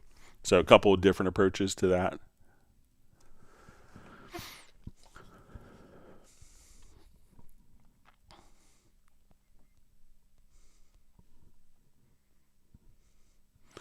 Okay, so we see Roland stuff says, hi Greg, thanks for explaining the correct way to manipulate audio events in the sampler control for me last Tuesday. I was being daft, not uncommon. All is now clear and works like a dream. So that's why we do, these little things. It's so easy to get caught up on one thing conceptually of what's going on, but we're glad you have it working, and thanks for letting us know. Always want to make sure everyone's understanding what we're trying to teach, and hope I'm understanding is the most important thing. All right, Fernando A. Gallegos just saying hi to me and wishing everyone a happy 2024. Thank you very much. And thanks for being on the live stream today.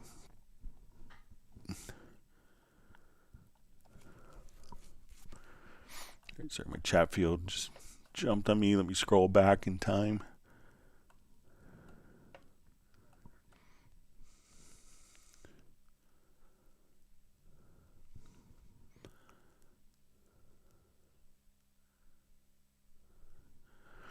All right, so we see, hello, is it possible to zoom horizontally the tracks with the mouse wheel, or mouse wheel in general be used as a key command? All right, so if you hold down the shift key, let me just,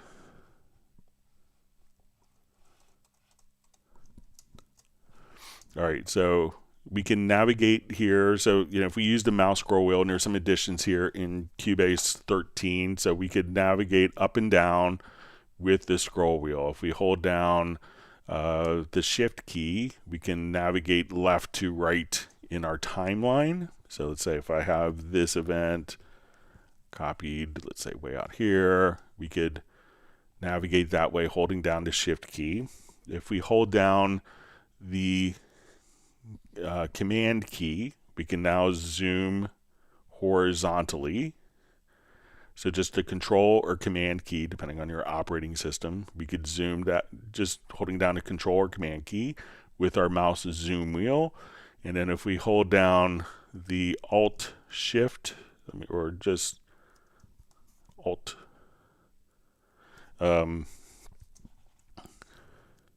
all right, so if we hold down Alt or Option plus Command Shift, we could zoom on the amplitude of the waveform. And then if we hold down Control or Command plus Shift, we can now zoom vertically. This is one of the new ones that was added in 13. So at this point, we could just come here and zoom vertically. So we could zoom horizontally, Control Command plus Shift. If we want to just navigate, we can use our Shift key, and to go vertically, just no modifier key. So no modifier key, Shift key to navigate, Control to zoom horizontally, Control or Command plus Shift to zoom vertically. And just for the amplitude waveform, you could just zoom, use the mouse scroll wheel while holding Control Command plus Alt Option. So give that a try. And you could also, for key commands, Shift H, Shift G, or that's H to zoom in, and zoom out G. So you could use key commands as well. So holding down Shift, we'll do vertical. No modifier keys, just G and H to zoom like that.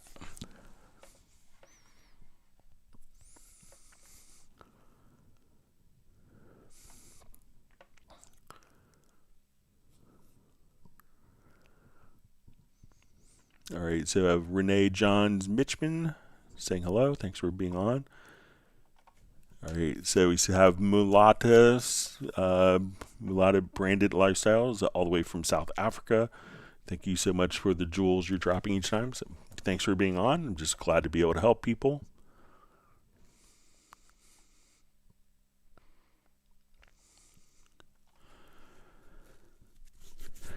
All right, so we see I wanted to try Cubase Elements, but the download assistant won't open. So generally, I think that there is like one thing on Mac OS that could may prevent it, but I think you could always just come to, so let's say we go to Cubase, let's go to the website that there's downloads. So if you get to download trial version, you can say, let's try Cubase Elements 10. That I think there's a download link that you could just access.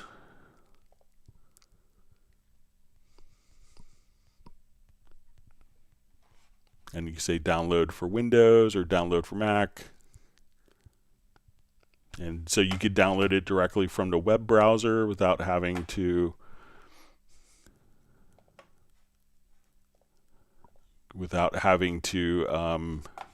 use the Steinberg download assistant. So just kind of come back over here and, just click try Cubase Elements 10 or 13 rather. And then you could just download the trial version right from the website. So give that a shot and let me know if that works for you.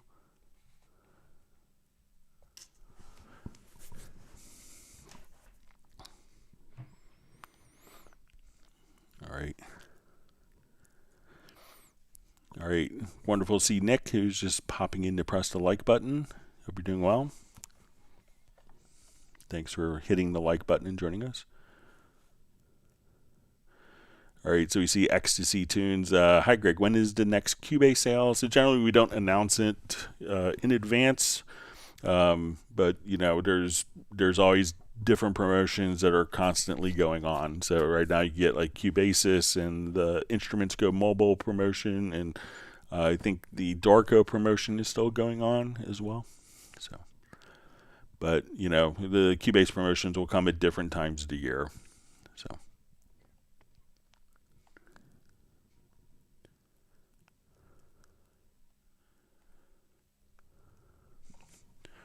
All right, so we see Tommy C asks, hi Greg, today is my birthday. So happy birthday, Tommy C. And thanks for spending a little bit of time on your birthday. I'm sure you have better things to do than be on a Cubase live stream, but thanks for joining us. And his question is, so I'm sorry I'm having a small brain fart. I'm trying to find the draw tool that allows you to draw different shapes. I think it has presets also to draw type. Yeah, so if you want to do that, it's when we go to the line tool. So we can see the line tool here, so we can draw kind of like a straight line. But once we go to the line tool here, if you click and hold the left mouse button down, here you could have parabolas. You could choose to have sine waves, triangles, square waves. So at this point, you could just kind of come over here, and if you want to just hold down the shift key, you can now just kind of drag and draw in repeated shapes and kind of set the frequency holding down a shift key. So just come to your line tool, and even if you have your toolbox here, click on the left mouse button, and then you could select the different tools. And so if you want to go to the selection tool, you can right click and then hold down the left mouse button, and then you could switch to the different sizing modes. So right click, kind of hover, and when the tools have multiple modes, you could just kind of just click there and see the different drawing tools that will pop up. So give that a try. Let me know if that works for you, and happy birthday again. Thanks for spending part of your birthday with us. And that will work on the MIDI editor in the same way for drawing in MIDI CCs.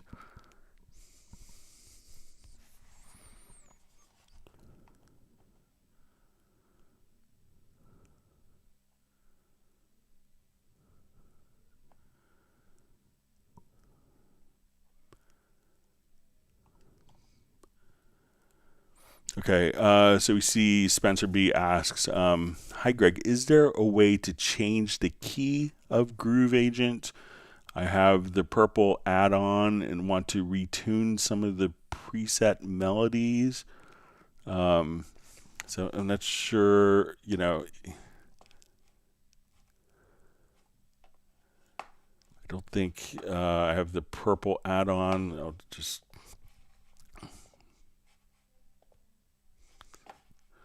So, some of the instruments, like let's say if I drag a sample in,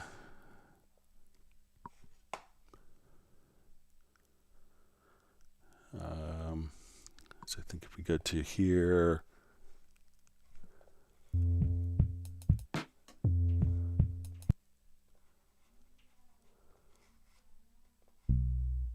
so let's say I have this one note here, so this is a B note, so I want to just come over here. I'm going to drag this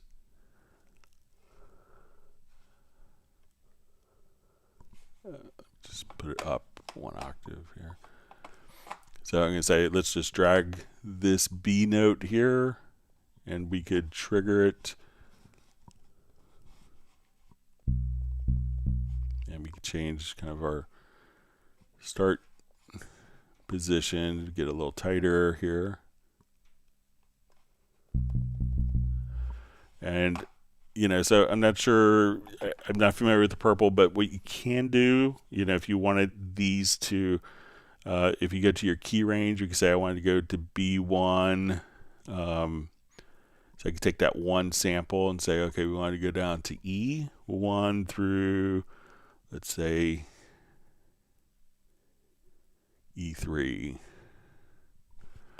So now that one sample can be just repitched across multiple octaves. So I'm not sure if the samples are pitched like that, and if you do it like that, then if you change the key in the MIDI data, it will change the key here. But if it's doing more kind of percussive or drum sounds, that may not be applicable, but you may not be changing the key on those. So if you could let me know if it's like a pitched event or pitched sample that you want to play, that way, again, if you just select kind of the original sample here. So we put on B1, and then you could go to the pitch and set the key range right there. So let me know if that makes sense for what you want to do.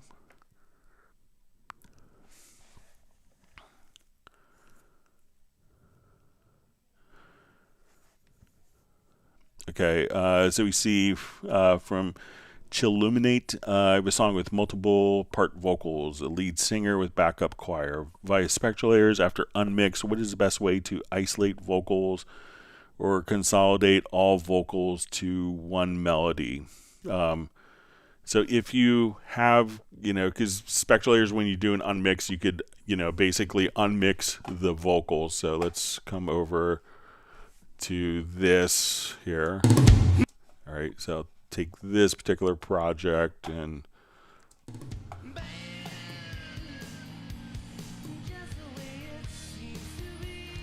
all right, so let's say if I want to do a quick unmixing of just the vocals here, we'll come over to spectral layers.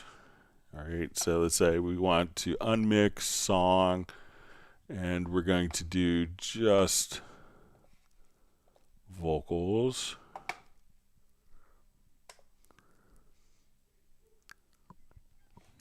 Give it a minute or two here. And once this is kind of extracted, it's automatically going to create a new layer of the vocals. Just let it do its magic. And then, so we'll see the layer show up here on the bottom right-hand side of spectral layers. And then we're able to just drag that directly to the project. And kind of the cool thing is it then removes from the source track, it removes the vocals, and then the vocals will be isolated onto its own track.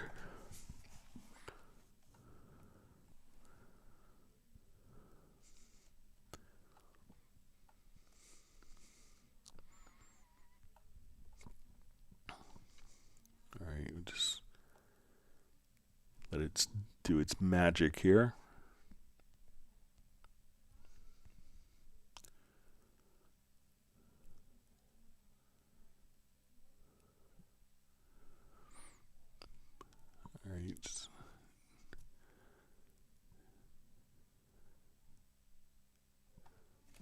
So I always kind of liken this, and people have heard me say it before, it's kind of like taking the eggs out of the cake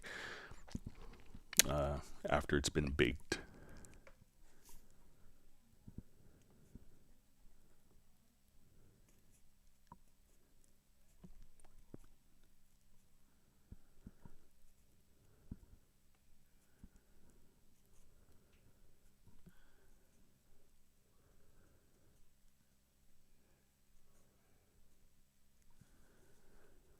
All right, about 87% done.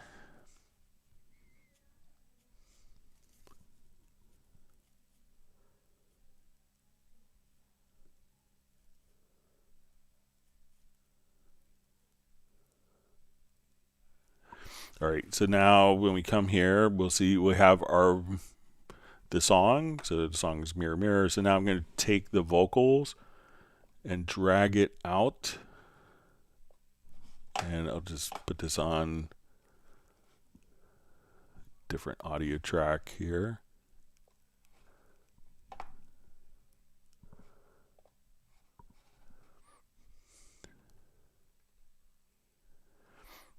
All right, here I'll just drag that out to the other audio track.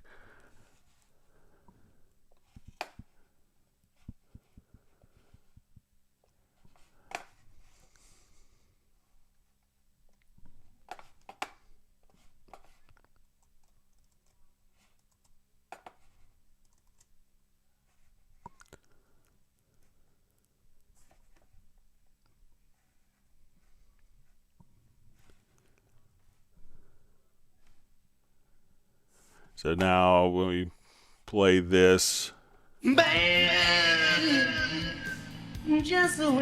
so now the vocals are isolated in their own track. So once you kind of come over to the spectral layers and do the unmix, you can just drag that file right into the project.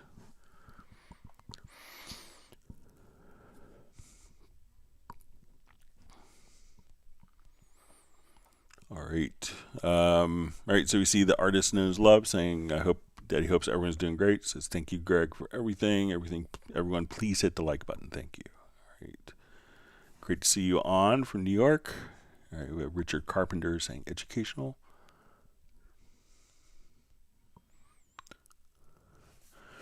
Wonderful to see Ash Rebel Hen Studios on from Brisbane, Australia. All right. See DB just says, "Thank you, Greg." All right, so Mark Raven is indicating that Stella, his dog, says we have 98 likes, and some humans hit the like button. We don't get special likes from Stella, even though I'm sure she would click on the mouse with her paw. All right, and we see we're up to 99 likes. Thank you so much. Now over 100. Thank you.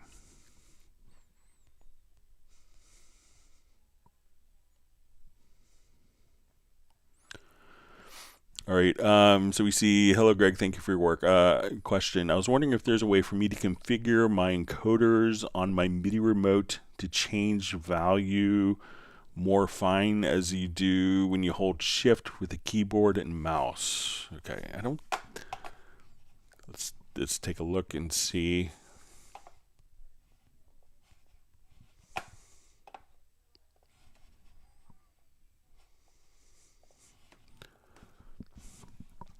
All right, so let's go over here to, let's say, our MIDI remote. I want to jump over to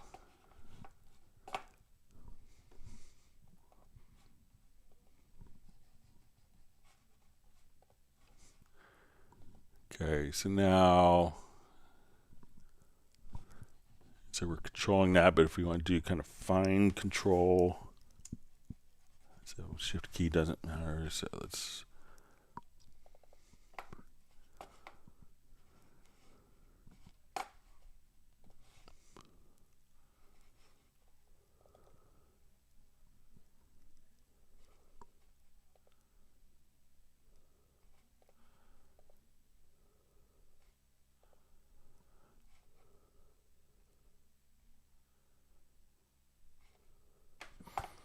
all right, let me try one other area here real quick.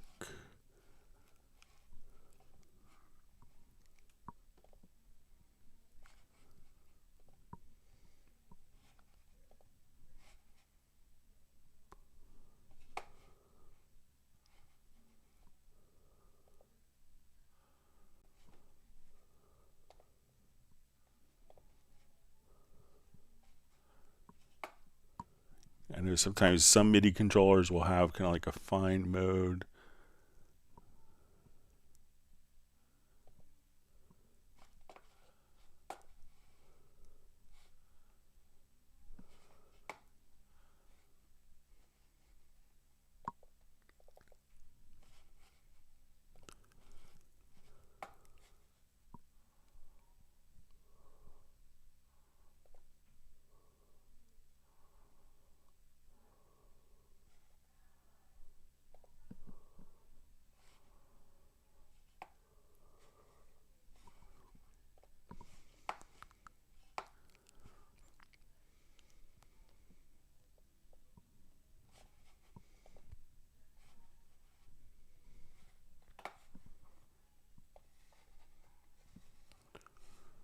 All right, let me just see if we do.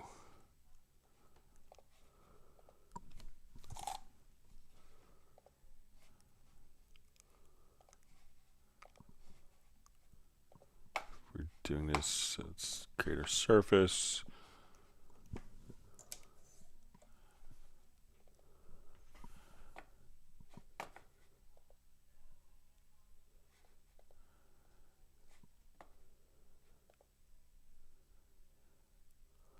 Yeah, I don't know of a fine control setting. Yeah, I don't think there is one, but I could play around with it some more and see if there's a way of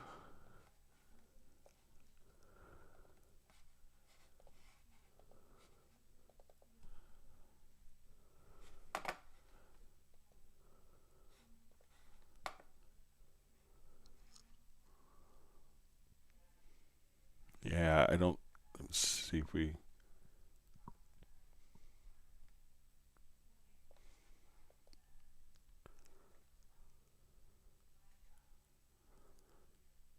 Yeah, I don't. Let's say if we're.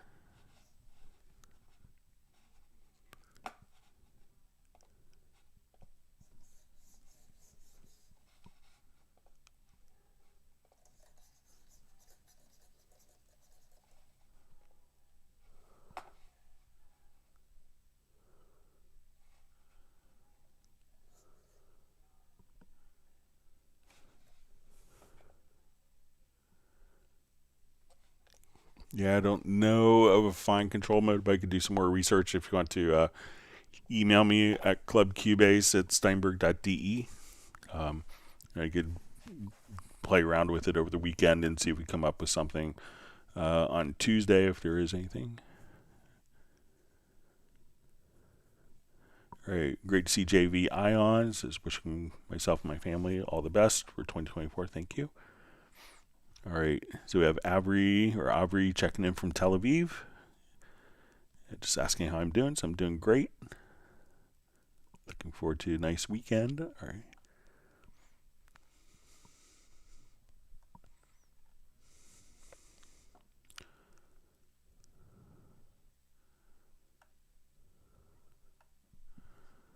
All right, all right. Chatfield jumped on me, so.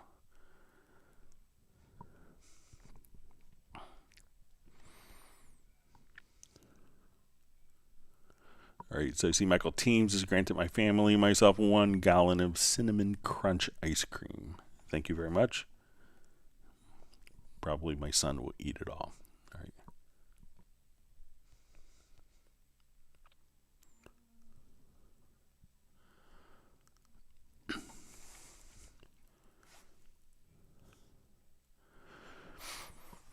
All right, so we see question. Hi, Greg. Is it possible to create a macro that selects every second event on the timeline on a selected track or out of all selected events on a track? So I know we could do it with with a MIDI with the MIDI logical editor for MIDI notes, but I'm not sure if we could do it for events. If there's a counter function, let me just give it a shot here.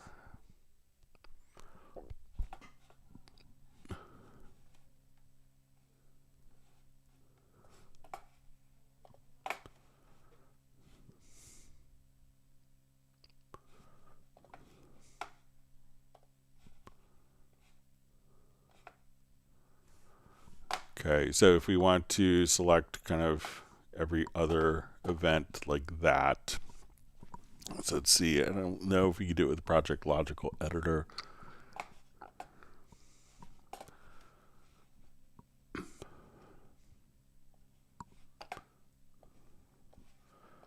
Right, so say we want to select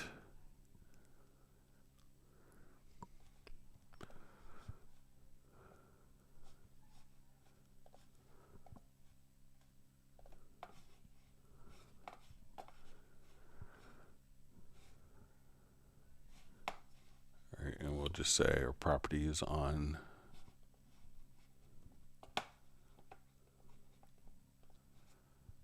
selected channel.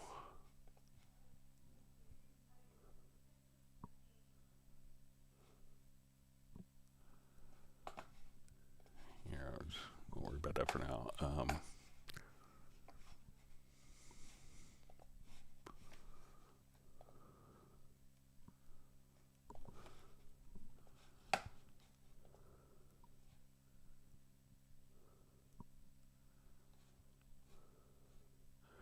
Yeah, in the logical editor for MIDI events, there's a counter here, but I don't think it'll.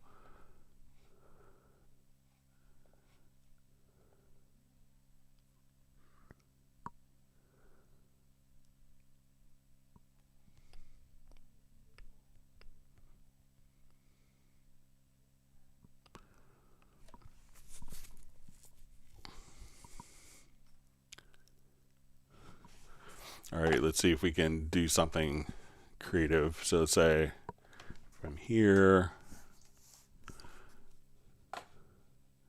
all right, we might be able to trigger it with a macro. So let's say I'm going to create a macro.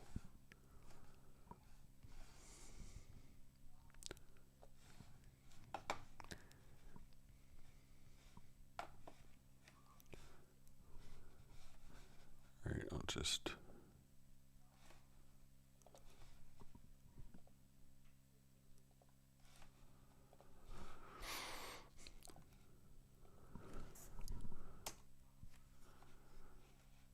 All right, so we're going to navigate to the right, add that command, and I think that we could just mute.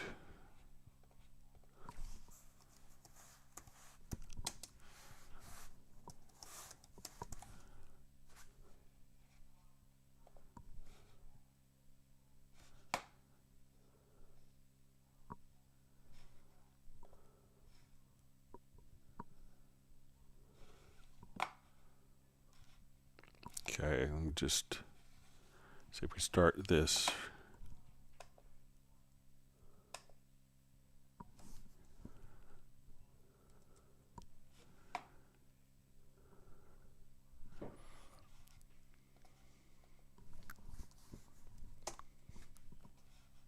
So let's add, so we can create a macro, these 3 steps. So if I did this right, I could run this macro.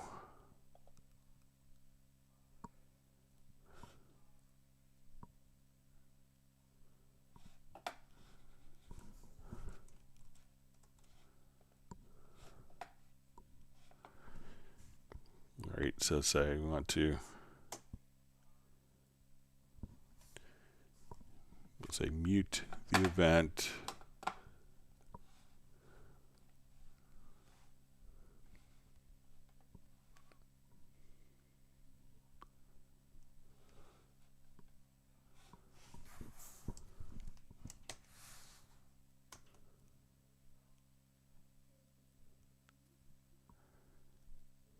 All right, so and then we want to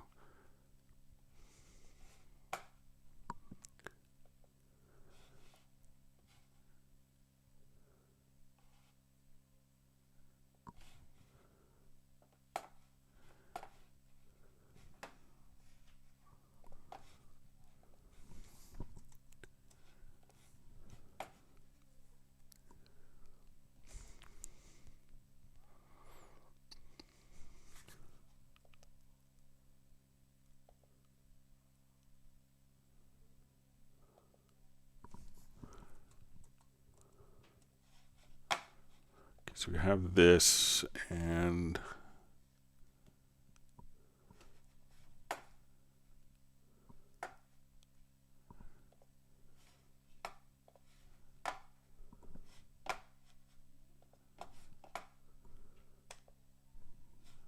we have this selected.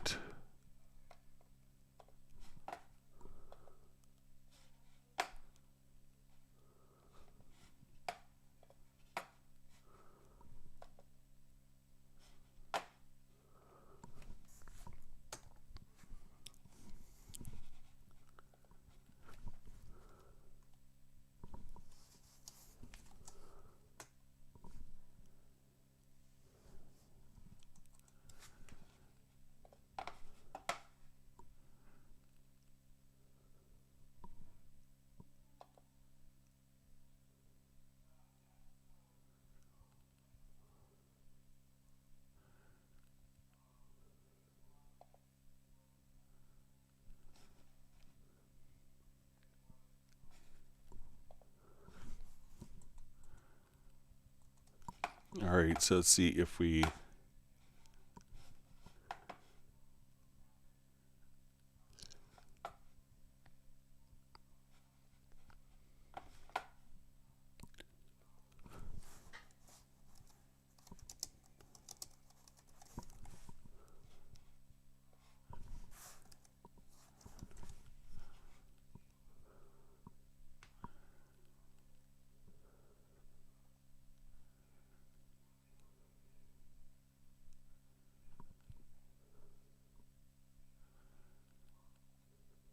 see if it's in.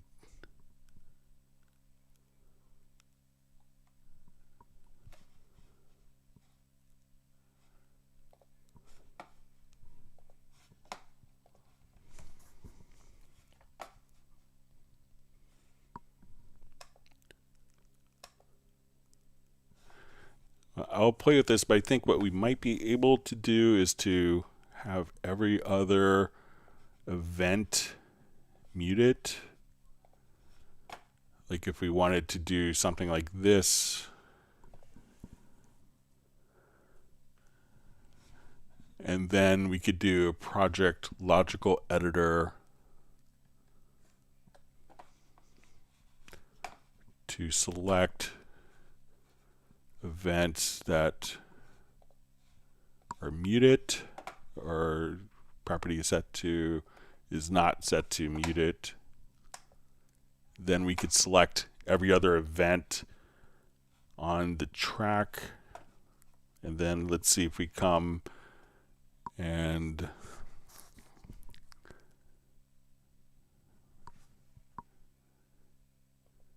then we could just come over here and unmute.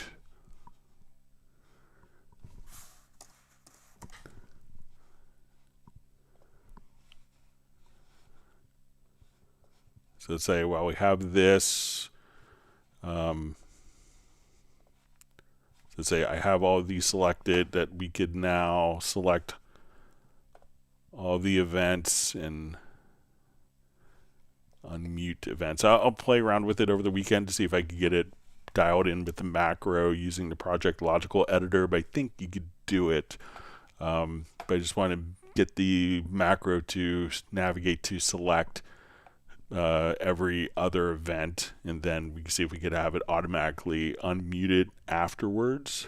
But I'll play around with it, see if we get it dialed in for Tuesday's live stream. Sorry about that, but I think if I play around with it some more, if you work on it along those lines, it will be in good shape to be able to get it done.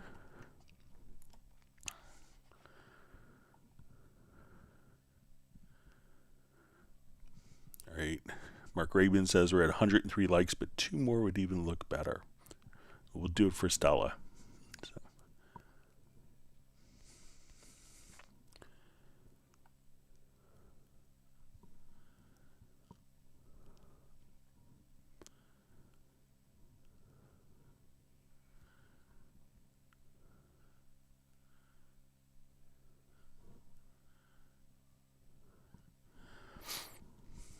So we see from Cubase says, sorry, Greg, for the misunderstanding related to clip gaining with the mouse wheel. I'm trying to reduce gain without cross-fading parts.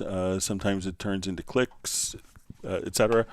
So, if you're doing that, one of the functions that you could have on is, let's come here, let's say to our test tone, that a lot of people maybe aren't as aware of. So let's say we have just this particular test tone laid out for us here, and we do clip gains. If you activate, there is a special tool. So let's say if I come here and we do a clip gain change. Okay, so I'll make this one a bit louder. So let's say we listen to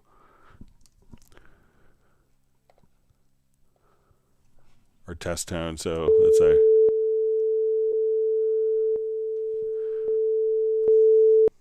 okay, so one of the things you could do is try playing with the automatic crossfades on the events. So in this way, when you go between different events, it'll actually play back a crossfade for you. So try activating the auto fades on events here, and that way you may not have to do crossfades. You could just simply, anytime that a clip ends or begins, it will automatically put like a short crossfade for you or fades. So you could just kind of come right over here. We'll say equal gain, equal power.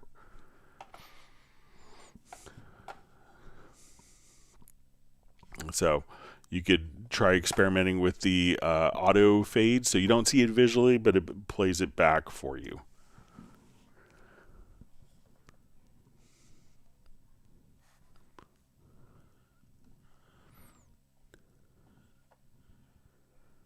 right, so Robert B just says Happy New Year, so you're welcome. Hope you're having a great New Year as well.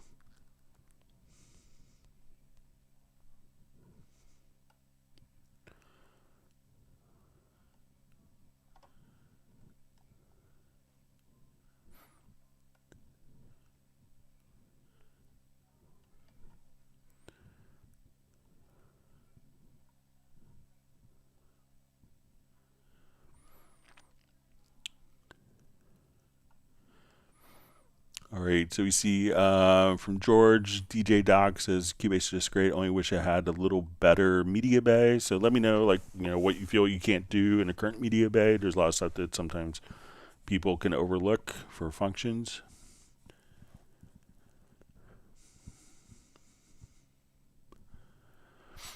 All right, John Barry asks, hi Greg, the meter is in the right zone when switching between loudness and master.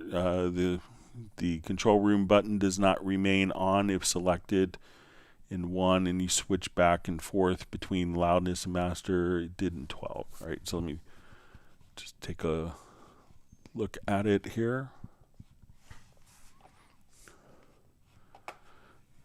Okay, so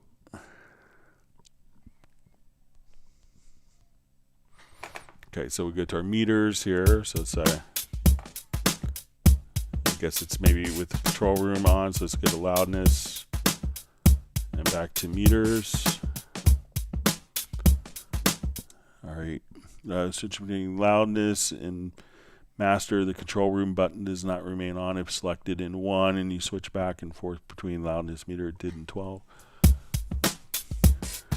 All right, so let's say it's turned on. Now when I jump back and forth, let me know if this is what you're talking about, to see kind of the control room meter there, but it seems like it's working as expected on my end. So let me know if that's what you're talking about, John.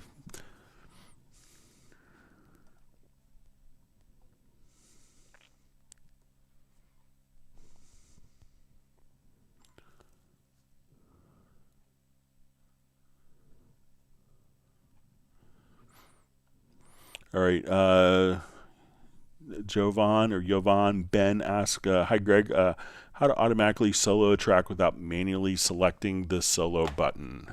Okay, let's just jump to a different project here. All right, so there is a preference for enable solo on selected track. So if you want this on, we'll go to preferences. I think it's under editing. It might be under project and mix console. So enable solo on selected track. All right, so now let's say I have solo turned on here, like just once.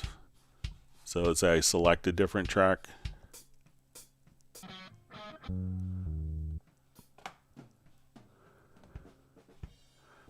So let's say if I could select tracks, but then if I hit solo and I want to just go back and forth.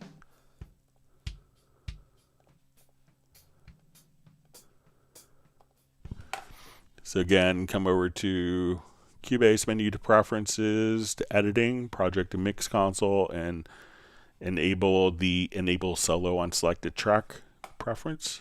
So let me know if that's helpful for your situation.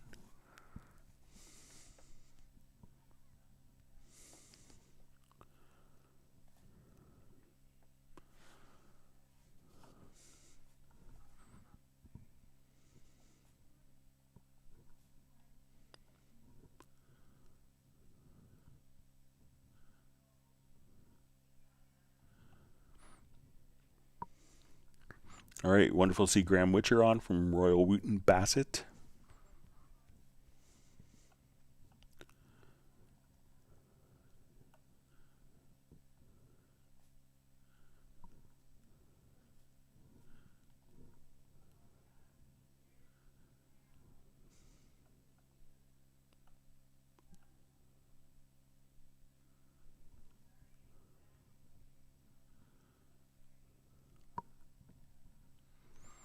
All right, reading through comments.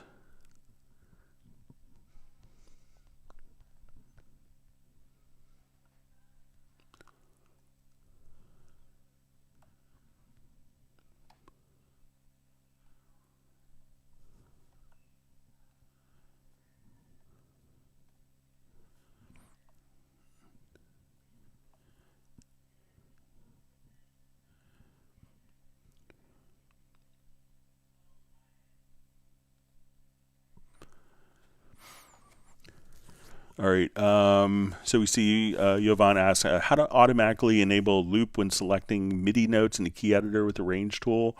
How to disable this option when you no longer need it. Thanks. All right, so let's go ahead and jump back to where we have some MIDI.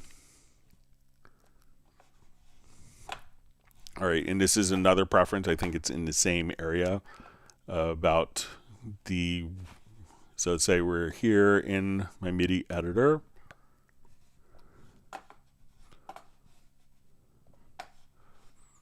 Okay, and I'll just kind of blow it up here to make it a little more obvious. All right, so let's say, so let's go to the preferences and say, I think it's might be just under editing that cycle follows range selection. So go to editing and you could have a keyboard shortcut that turns this function on and off. So now when I grab the range tool, I'll just unmute this track so you could hear it.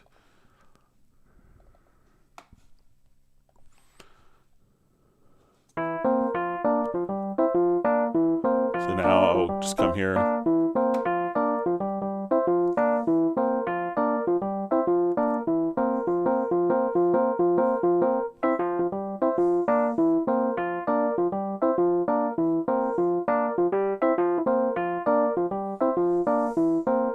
And you can grab the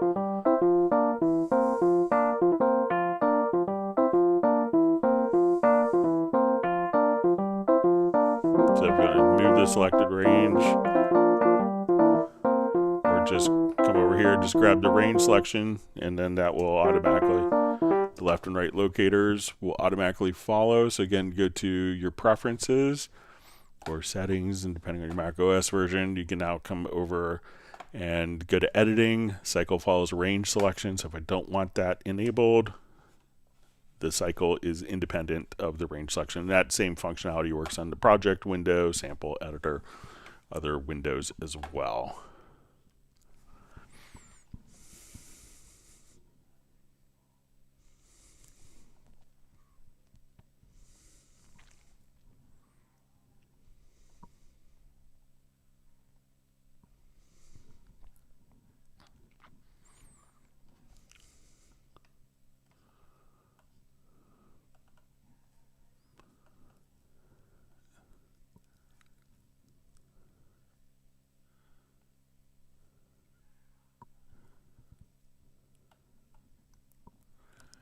All right, sorry, my chat field just jumped on me.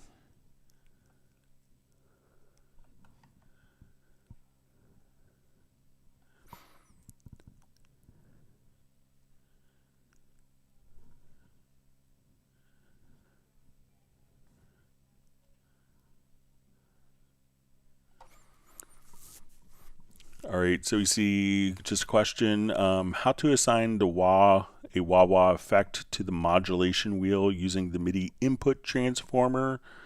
So a lot of times you probably don't need to use the input transformer, but let's, all right, so let's say I wanted to control, like the modulation, so a lot of different parameters. Let's say we'll just add an insert here. So I think if we go to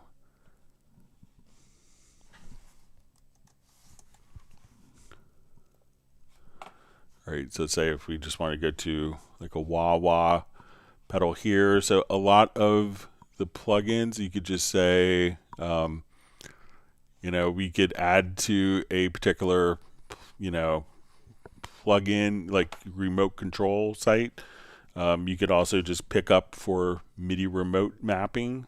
So let's say if I want to do it on, I want to put the wah on this little electric piano part here. So let's just say,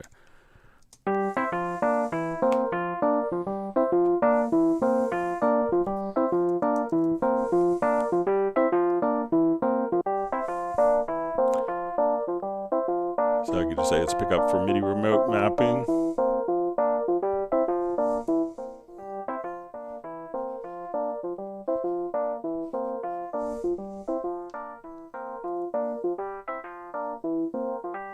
So anything you could just assign with kind of your MIDI remote mapping.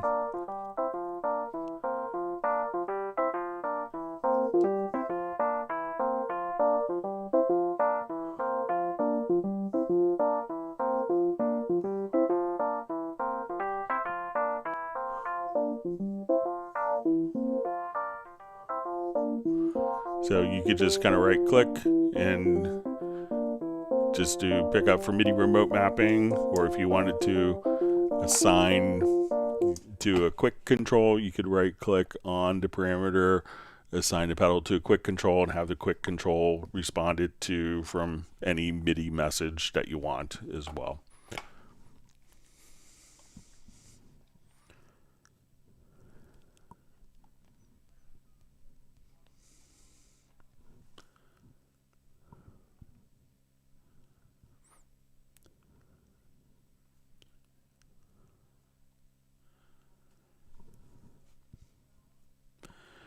All right, so you see Corey Levine says, "Greetings, Greg and Cubase 13. When I control plus shift click and to edit MIDI, my note velocities, the velocity of my note shows 127 instead of what the actual event is until I move the cursor up and down." Thanks. Yeah, so I've encountered that on live streams, and I think I've kind of reported it to Steinberg. So just if you're not familiar with this, if we go kind of just click on the note here, it'll indicate, regardless of, say we leave our velocity at 91, when I go to click on it again, it'll show the full value of 127 until you move the mouse.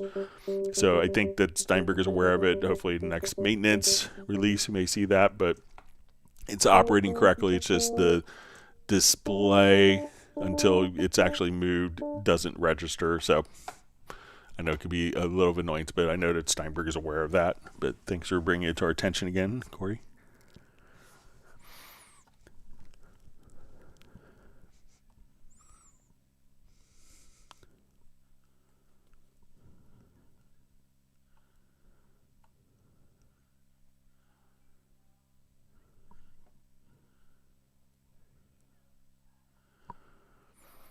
All right. So we see, thank you about the MIDI remote fine control. Do you know if there will be a way for me to set a MIDI/DAW controller with commands so it can simulate the mouse wheel and shift keys? So a lot of the mouse wheel stuff. So let's come over to our MIDI remote here. So let's say we'll just come to my little fake MIDI remote device I made here. So one of the functions that we could do is, so I don't know if there's anything that like a MIDI function that will simulate the shift or alt or option key on your MIDI controllers. A lot of control surfaces will do that. But if we go to like the mouse pointer knob, so a lot of times we can come over here, and so now this is going to be functioning kind of as an AI knob. So if I want it to, yeah, so it's going to do for kind of like plug-in parameters. But there are some control surfaces that do that. I know like the Yamaha Nuage, I believe the SSL UF8 does that, where you could assign, like the scroll wheel for different functions. So, since that's not really, the MIDI is kind of communicating through the MIDI, protocol as the language, and shift and the scroll wheel aren't necessarily kind of part in the MIDI specification. It could be tricky to do, but I'll pass it along as a feature request because it could be helpful for a lot of different control functions.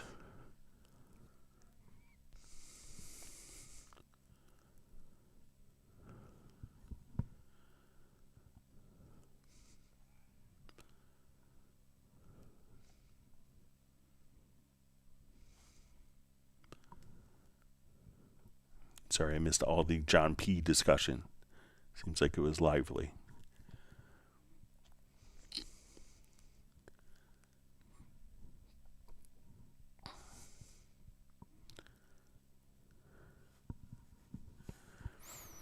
All right, so we see Robert R. just asks why I cannot subtitles, please.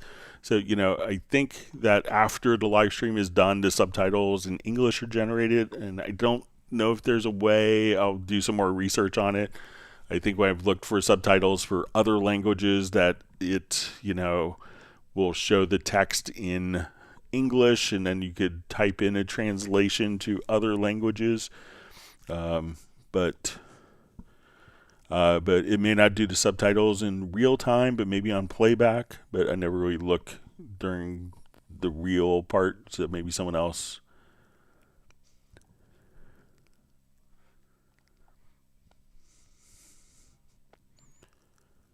Yeah, so I think YouTube does take a little bit of time to generate the subtitles on replay.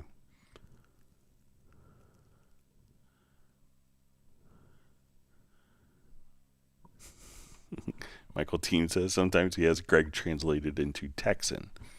So, my brother's a Texan, so.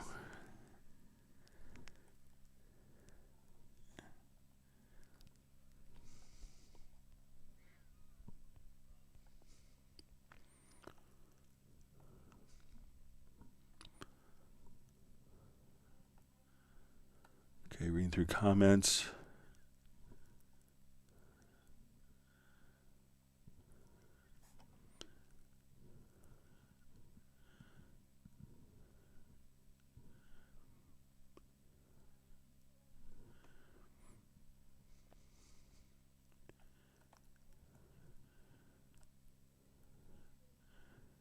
All right, so we see Mark Rabin giving kudos to Hien for the Cubase index. And again, if anyone wants the topic, like a PDF file of all the index topics that you want to search through, I think I sent it to JazzDude by email.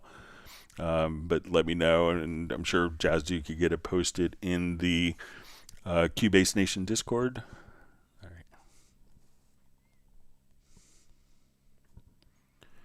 All right, we see Gerald Ely's back on the live stream, back from the dentist. Hope you had a good appointment. Thanks for joining us today.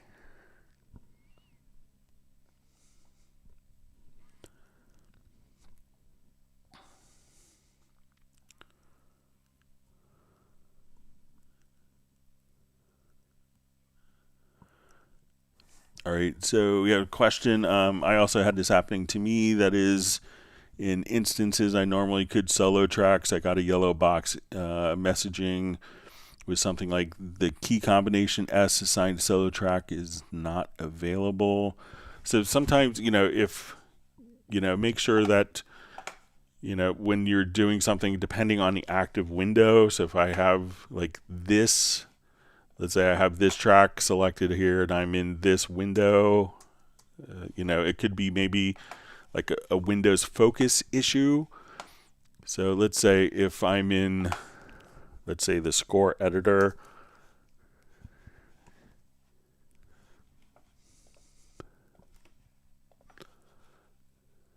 all right, and then if this is my active window here, that maybe solo isn't going to take effect on selected track. So if you get a message like that, make sure that it's kind of like, it could be like needs to be the correct activated window.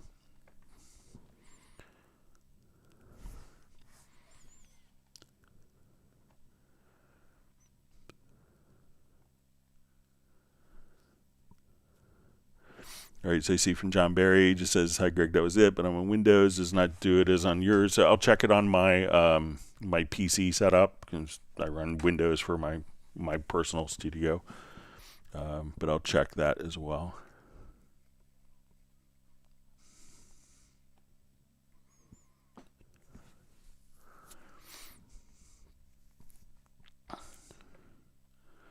Okay, so we see from Cubase, says, thanks Greg, can you please demonstrate the difference between automating ping pong delay when using the send and using the fader, and how to render them in place to see them visually? Thanks.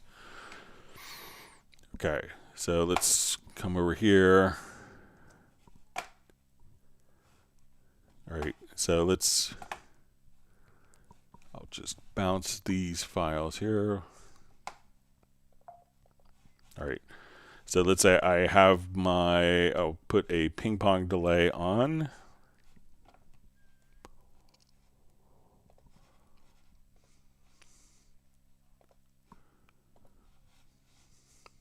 Okay.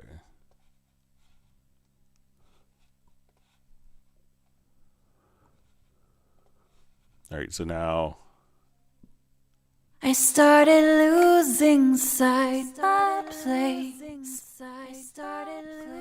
What dimension am I in? all right, so I'm just going to open up. In So we'll move this to. what dimension am I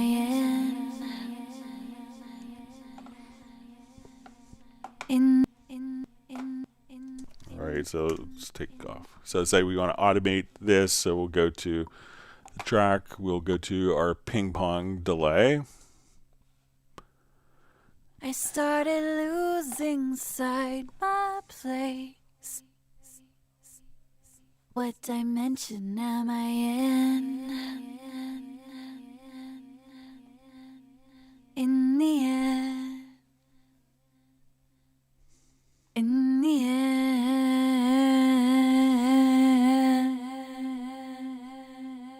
Where is All right, so let's say we have that automation. So if we want to see it kind of represented in the waveform, what you could do at this point is if you go to edit, and we'll say, okay, let's make this, we'll do, just have it do a render in place. All right, so we see kind of what this looks like. We'll do a render in place. We'll come over here. We'll mute the source events, or we'll keep them the same just for visual representation. All right.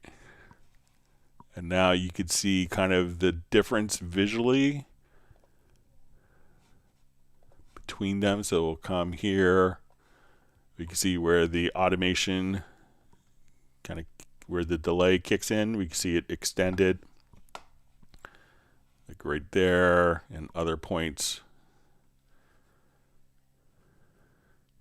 So if you do render place, then you could see it visually what's going on with the waveform as a result of the delay automation.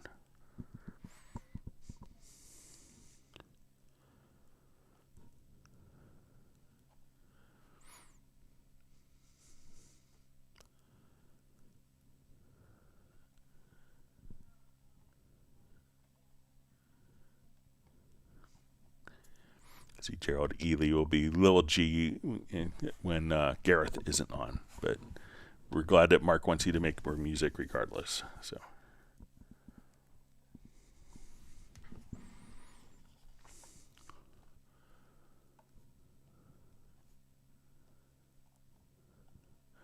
Okay, Michael Teams wants people to mangle the like button. All right.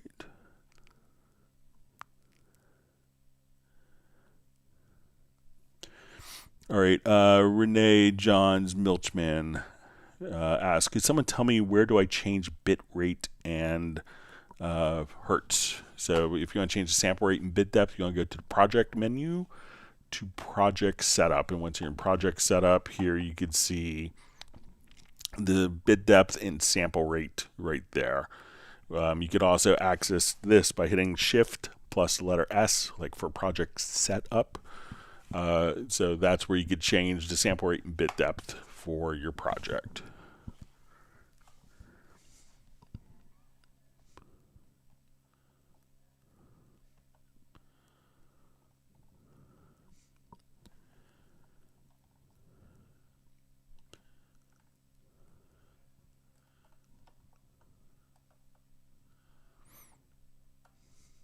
All right, sorry, my chat field just jumped.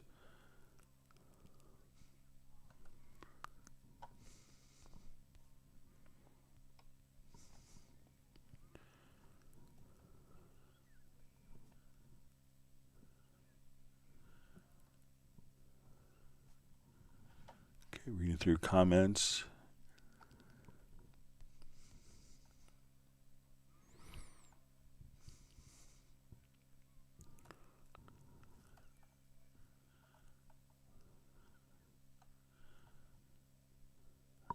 using reference to. All right.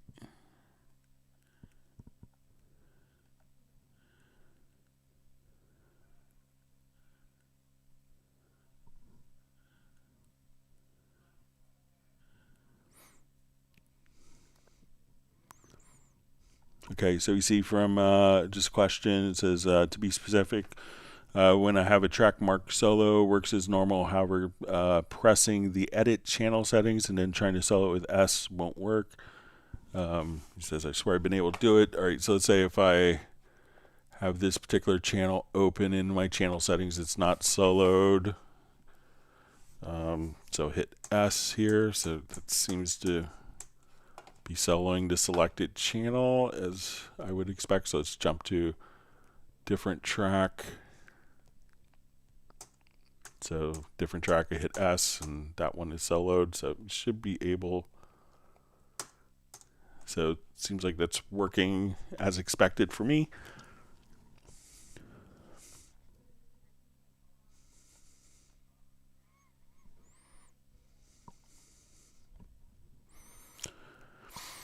All right, so Fernando asks, how do you record additional MIDI notes over an existing part without creating new tracks?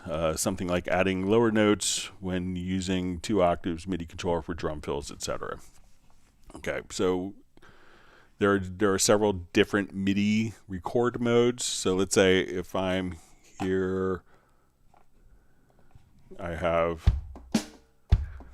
right, so I'll just record, let's say, kick and snare.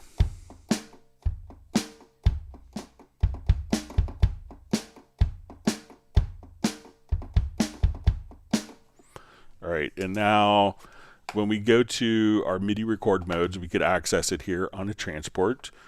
We could just choose to merge events. If we say new parts, and then I start playing hi-hats,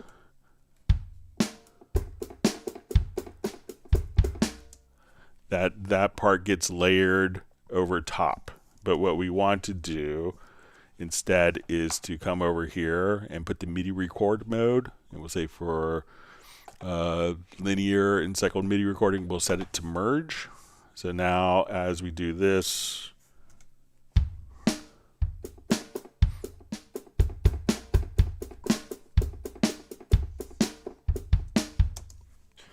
all right, and if I don't confuse you by, so now all those, the hi-hats are now in the same part as the kick and snare. So just switch, you can do it right from here, put it to merge mode. We'll go to transport, and then here you could say MIDI record modes. You can also just come right over here and MIDI record mode, you can put this to merge right there as well. So 2 different areas. So once you do that, then it'll go into the same existing event.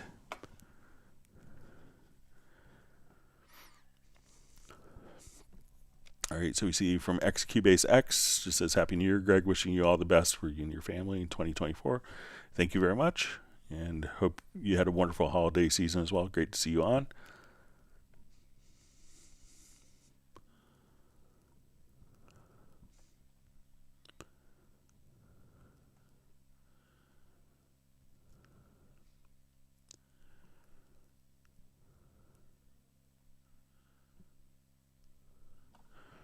All right, so you see John Barry's just mentioning he has a P1 Nano, and that does the zoom and navigate and focus control as well as scrub and shuttle. All right, Memento is wishing Happy New Year to Cubase X from Finland.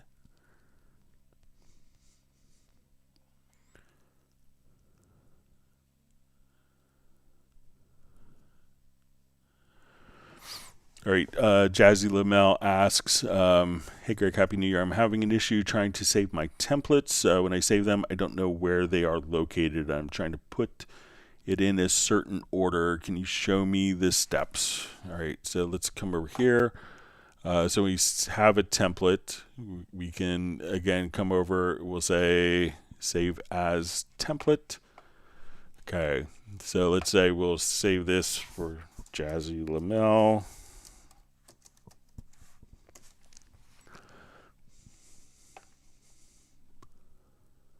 Okay. So, and I think if we just, all right, so this will be,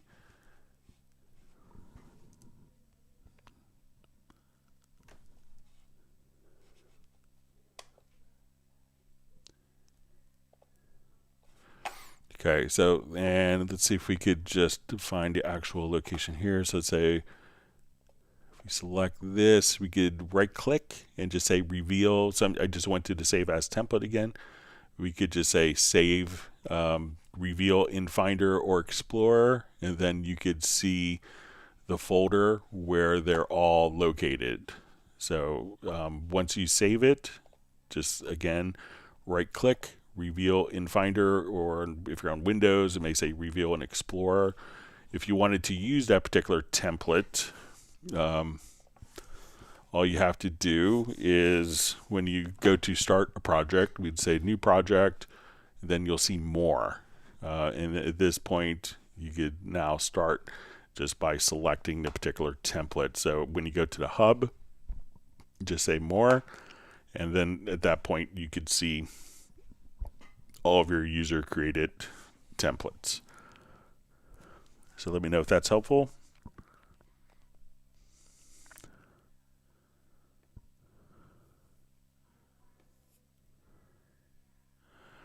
All right, so we see some more discussion of the solo, maybe not working as expected from the channel settings. So let's say if we're here and we open up the channel settings and we hit solo. Now what you can do is if you hold down, if you hear other tracks that are soloing, if you hold down the Alter Option key and click on the solo, you could click on the solo disable function. So now if I come here, select that track, I hit S, so it may solo, but the other tracks may not mute. So this is often called a solo defeat, so that soloing tracks and unsoloing tracks doesn't affect, this track isn't affected by other tracks' solo status. And again, that's just Alter Option plus clicking on the solo button.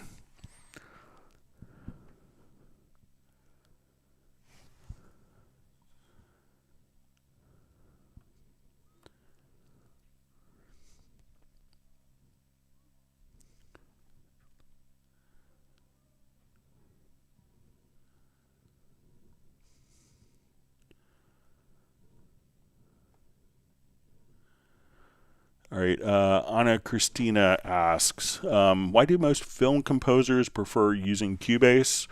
I think it's just, it's always kind of made sense for composing workflows. There's a lot of film composers have been using Cubase for years and years and years. So, you could think of, there's kind of sometimes different camps of composers. So a lot of times, like Hans Zimmer does a really wonderful job of sharing his knowledge to people. So he has a huge intern group of people that are constantly cycling in and out, and he's really kind of dialed in his workflow. So, but they may have a lot of different interns that go through there. And when they're working, they see how he works and is able to get everything done very quickly and efficiently. And a lot of people that have kind of worked with Hans all kind of tend to gravitate towards utilizing Steinberg solutions. There's lots of, I think the MIDI editing is kind of far superior, especially when editing multiple events. And we've seen just like a huge transformation with that functionality in Cubase 13.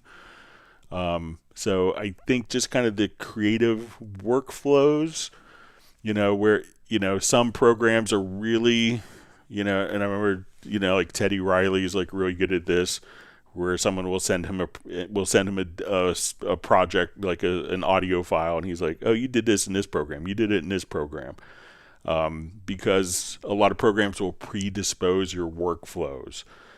So sometimes you can say, you hear a song, you go, oh, that was done in this program, because everyone that uses that program uses the same exact sounds, the same tools, and it's kind of predisposed to make you work a particular way. And I think Cubase allows you to work that's in a manner that's very comfortable for you, and different people may work really differently, almost diametrically opposed, like polar opposites, but they still feel very home at Cubase. So, and I think that, and Cubase 13, I think, is a great example of an update that adds a lot of functionality, but doesn't kind of impose it on you. So just, constantly paying attention to workflows. I had one composer, a great quote he had on a Cubase update. He's like, I love all the new stuff, but I love that someone goes in and tidies up the sock drawer every now and then, and just looks back and says, what can we do to make this better? So, I think Cubase is really always pushing the envelope of allowing people to realize their creativity, and that's why it's used in film scores.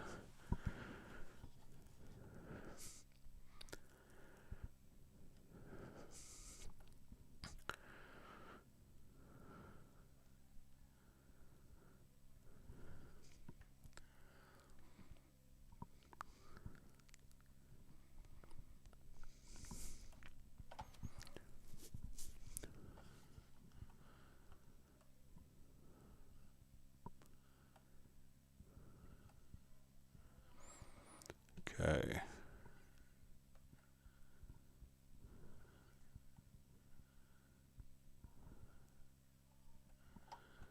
Sorry, just reading through comments. All right, so just seeing from, I think it's Vaggie Loren. It says, when I select a track and press the edit channel settings E, I first had to click on the solo button with the mouse before pressing S on my keyboard works. I'm positive I've been able, so, to me, when I come here to this track again, I hit S, and that track is automatically soloed. Let me just see if there's like some preference that could inhibit that. I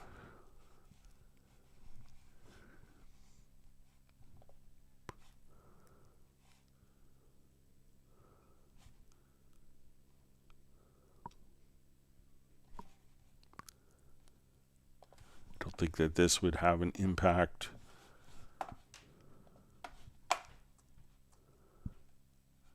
Come here. So clear the solo, clear the mute. I have this selected. Yeah, just everything. Think that this is kind of working as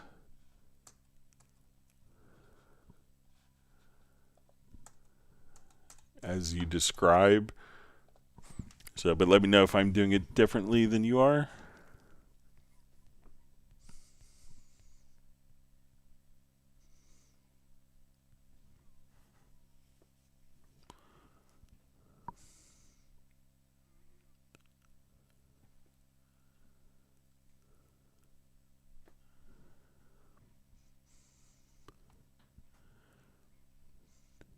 All right.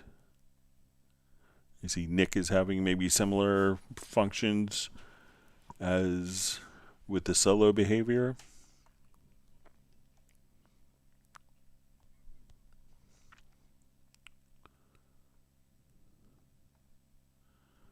Yeah, and one thing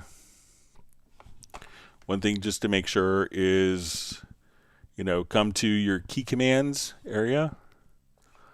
And, you could look in the key commands and type S and see if sometimes just make sure that you have, that's the particular keyboard shortcut that's assigned to that function, or make sure that it's not assigned anywhere else. Sometimes, people can accidentally assign the same keyboard shortcut to 2 or 3 functions that may kind of contradict the behavior.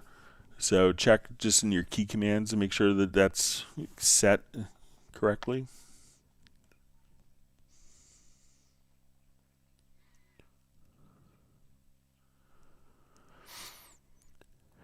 All right. So we see question. Hi, Greg. Why Cubase makes a new MIDI sysx data track when importing a MIDI track, and how to turn that off? Thank you. So if it's, if there's data that is, sometimes data will be included as sysx for particular information tied to instruments. So, it's often, Cubase is importing what was included on the export. So I think what's happening is that the MIDI file that you're importing may have that data in there. And let's see if there's, and Cubase is importing the MIDI file, but let's see if there's if we could filter it out, maybe.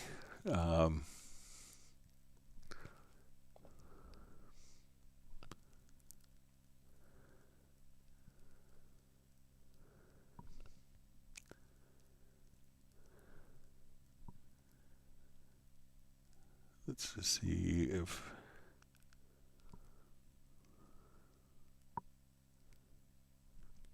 Yeah.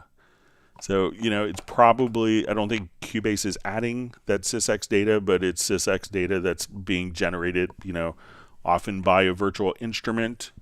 So, I think Cubase is functioning correctly and incorporating it. So it's probably, the other device that you're exporting the MIDI file from that is including it. So.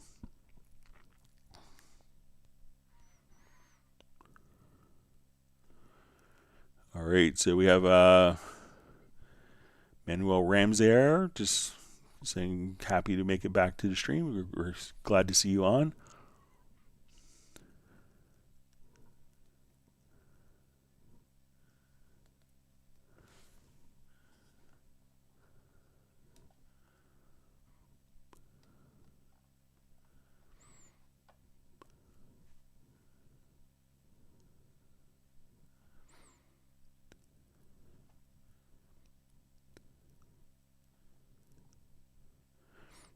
And seeing some more discussion of solo. So one thing you could try, just out of curiosity, is also, start the program and hold down Command Option Shift if you're on Mac, and if you're on Windows, Alt Control Shift. And right after you start the program, hold those keys down and try starting it.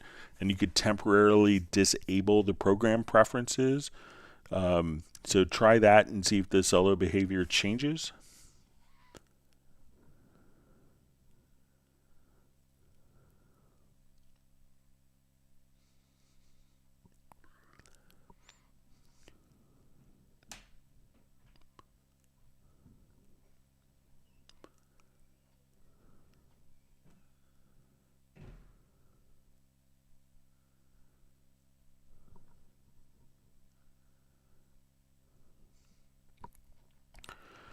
All right, so we see question, is there a way to put minimum maximum value for automation data, the scale? So it depends on, it's usually the control surface that can limit that. So, but let's say if we have some existing automation on a track, so let's say we do this, so let's say we have automation,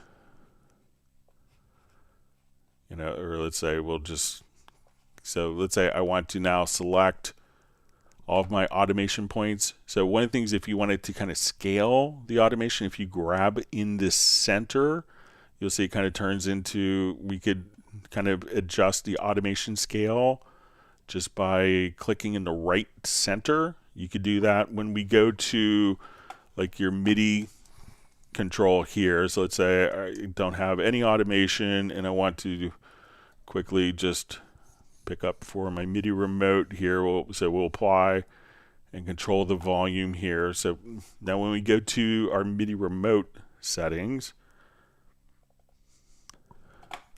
so here we could set our mix minimum and maximum values. So we could say, okay, I want this to be between 40% and 80%. All right, so I'm going to write automation quickly here, and I'll go kind of the full scale. So this is my fader going all the way up, all the way down.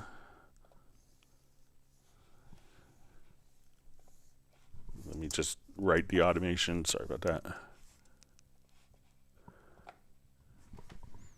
So I'm going to move, we'll see the fader here go from top to bottom, but we've scaled what the fader is doing.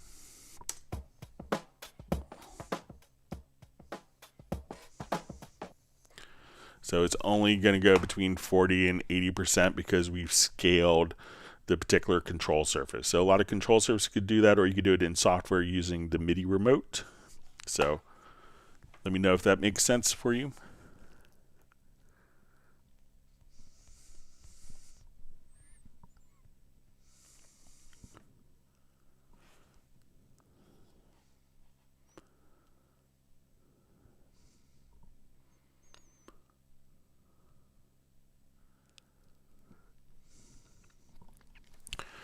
Okay, so we see, hi Greg, Happy New Year to you and your family. I'm confused with new routing in Cubase 13. How to record MIDI arpeggio from VST instrument. So not every instrument will output the MIDI arpeggio. So if I wanted to go to, jump over here quickly, let's get to our synth bass where we, all right, so if I open up Retrolog here and we go to its arpeggio and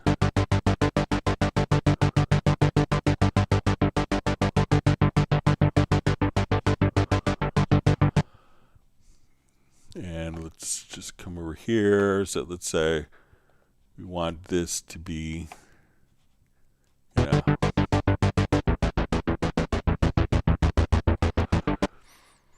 and we could even have different phrases. Let's say we come here, and now we'll have. So if I just played, if I recorded this.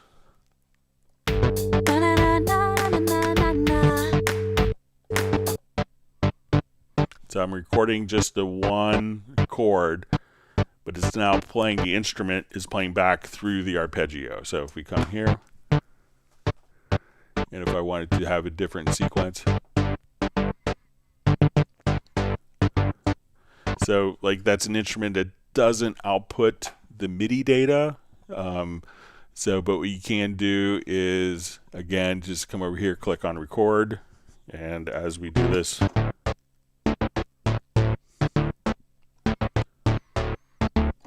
and take that output and drop it onto the track so that we could see the arpeggiator. And if you wanted to record like from a MIDI plugin, all you'd have to do is I'll turn off the internal arpeggiator here of the instrument, and we will say, let's go to the Apache SX. So the arpeggiator is coming from here, and in Cubase 12 and earlier we would see a little record, but we could just move this down.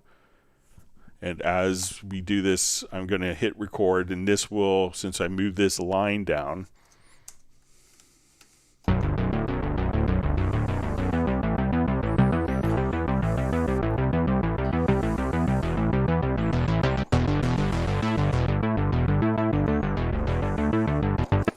we can now come over here, and the arpeggiator that's generated by the Apache SX is now recorded into the programs. But, you know, not every, there's lots of instruments that have arpeggiators that don't output the MIDI data in real time to be recorded.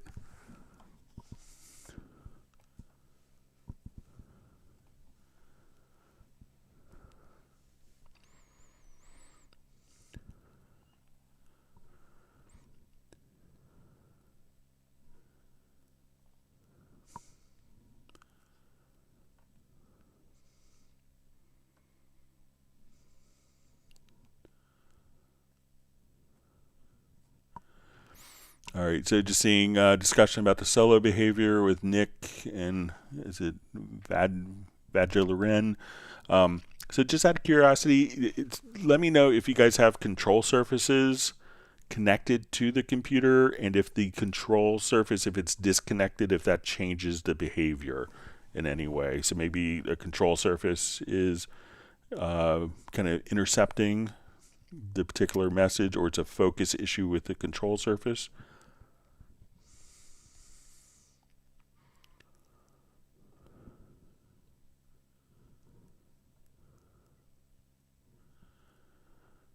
All right.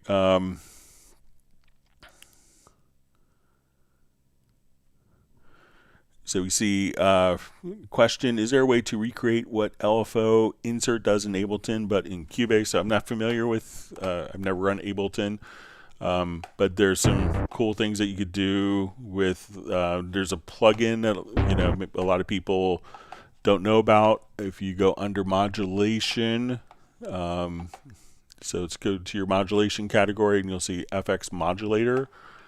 So here I could, let's say I just play this chord. I want to select, volume. So we'll just come over here and select the volume. And now,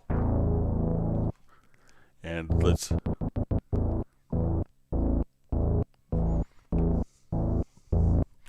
right, so I'm going to add another module, and let's do, and if I wanted to draw in different envelopes,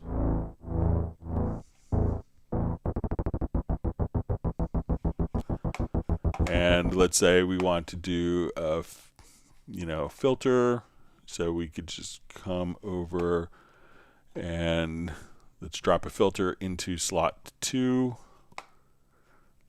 So we'll just remove that. Sorry.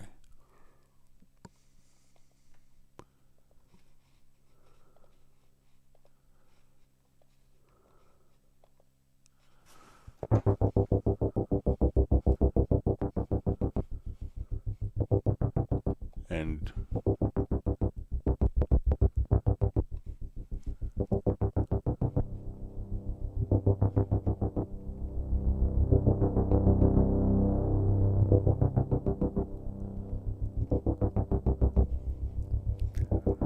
let's go ahead and just kind of work with our different filter types. So you could do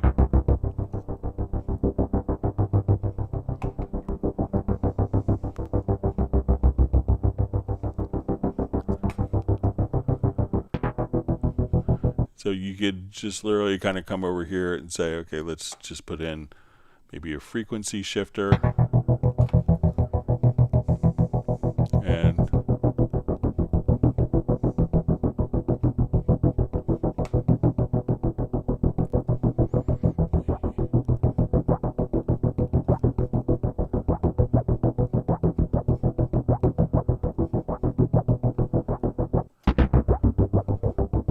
so, and again, just from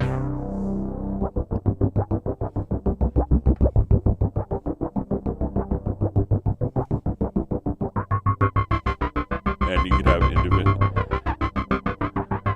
you could have independent side chains for all of these as well. So you could come over and just really, do lots of different types of functions for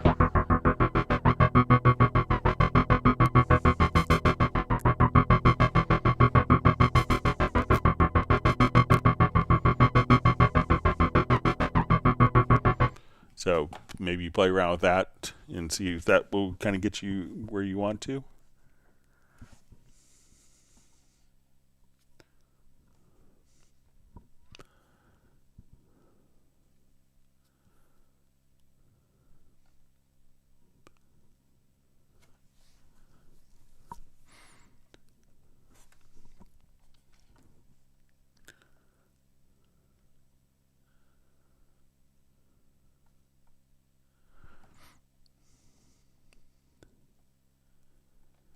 All right, so sorry, my chat field jumped.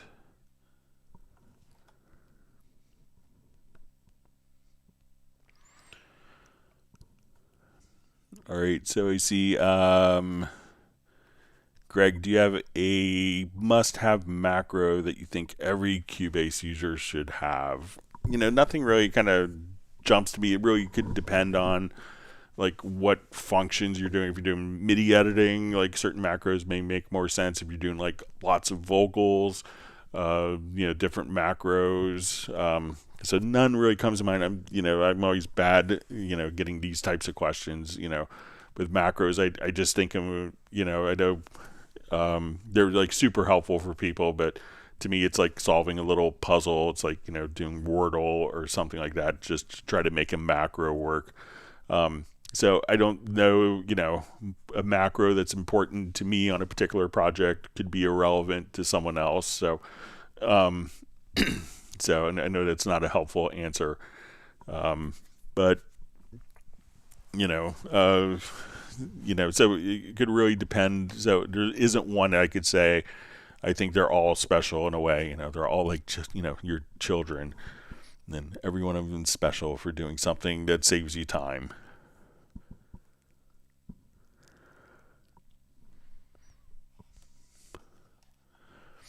And one other comment about the solo behavior. See if you're doing the solo behavior with with just a single track loaded in your project, not going to any groups, not going to any buses or effect sends, stuff like that, and see if that works as well.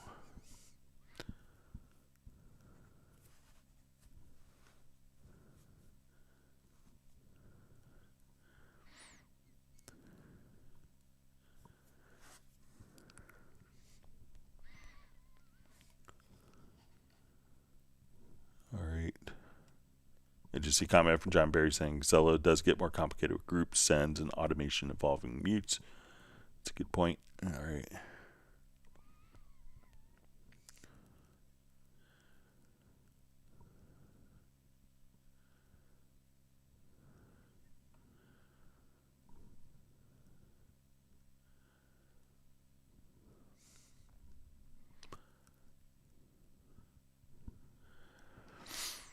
All right, so we see from Cubase, it says, can you please demonstrate pan law differences when changing different volume levels in the project setting using a sine wave? Thanks. Okay, so let me just go ahead. We'll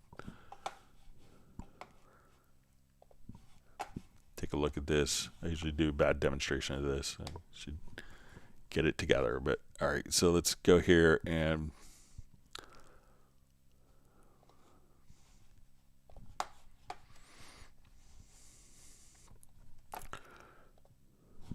I'm going to just turn down my control room. For now, let's just put an insert on.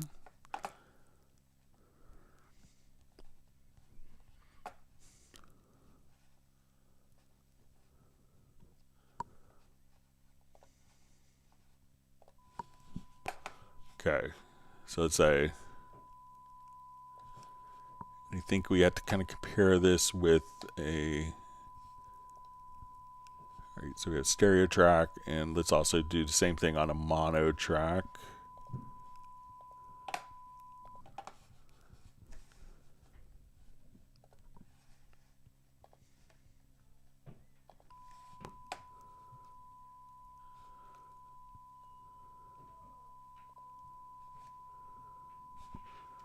Okay, so we look at.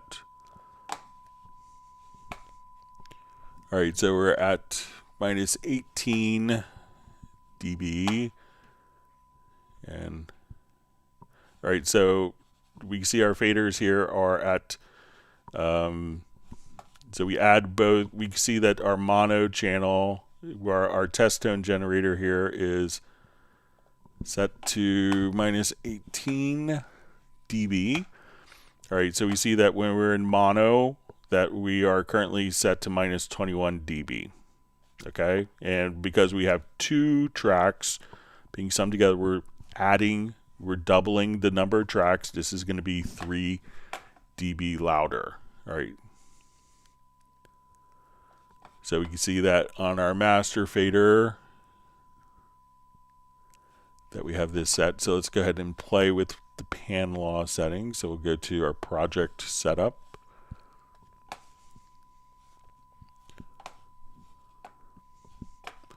All right, so we have this set to equal power, but let's say we'll do minus 3 dB. All right, so I'm going to mute this track.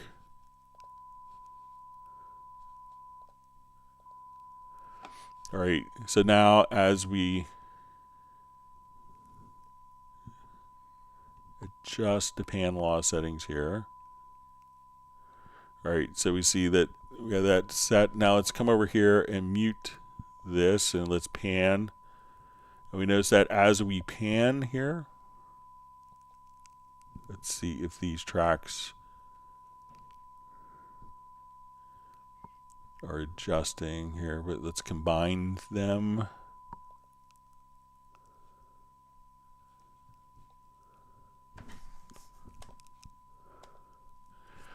So I think that one of the kind of misconceptions that people run into is thinking that the pan law, let's go ahead and adjust it to, let's say 0 dB, and we'll see if we see. All right, so now we can see that our actual mono and stereo tracks are the same when we go to 3 dB.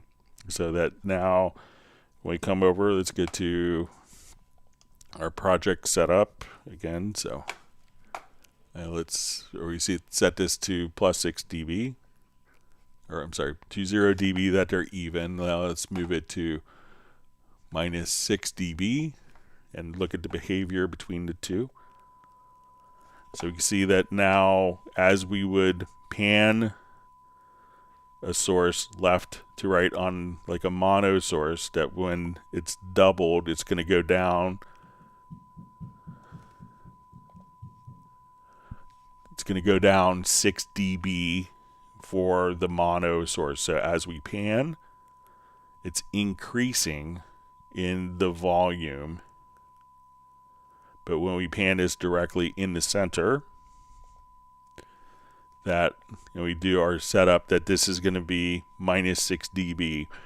So some people kind of think of it as making, like, being able to take the different tracks and make the track sound wider. But what it actually does, instead of making the track sound wider, it makes the center sound, it decreases the volume in the center to compensate, so that when you go out, that the tracks that are panned to the hard left and right will seem louder because the other tracks are attenuated down.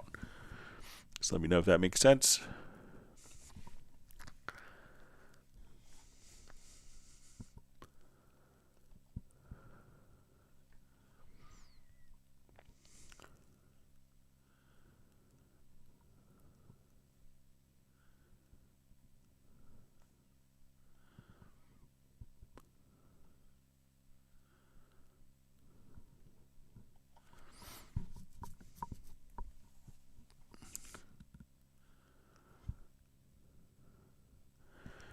So we see from John Barry says that question about limiting values using MIDI Remote made me think MIDI modifiers for the automation tracks. What do you think? So, it depends if your automation is being written in by MIDI.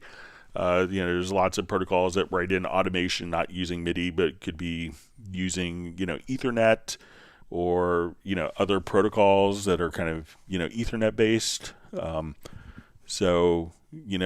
I guess you could, but a lot of times, automation devices will have more of a direct communication versus, like modifying the data. So, I guess you could restrict the values, you could restrict the values on the controller itself. But I think, they may get ignored because the MIDI, you have the MIDI modifiers on MIDI tracks. So for MIDI or instrument tracks, it may make sense and may take effect that you could limit the range. But if it's going to be an audio track that's selected and you're controlling that, it's not really sending that information through the MIDI track, where the MIDI modifier could have an impact on it. It's just kind of thinking off the top of my head. So, but you could use within the MIDI remote, kind of do the scaling there.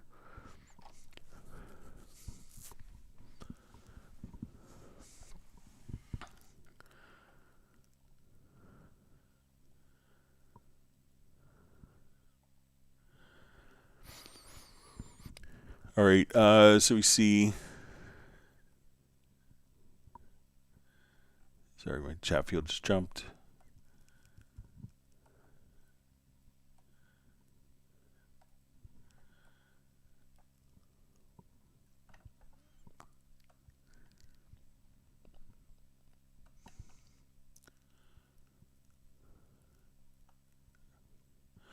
All right, so we see, hi Greg, what is the purpose of the project browser in Cubase? So with the project browser, and it's a function that was in Cubase 12, that was removed from 13, but we'll show it in 12 here real quickly.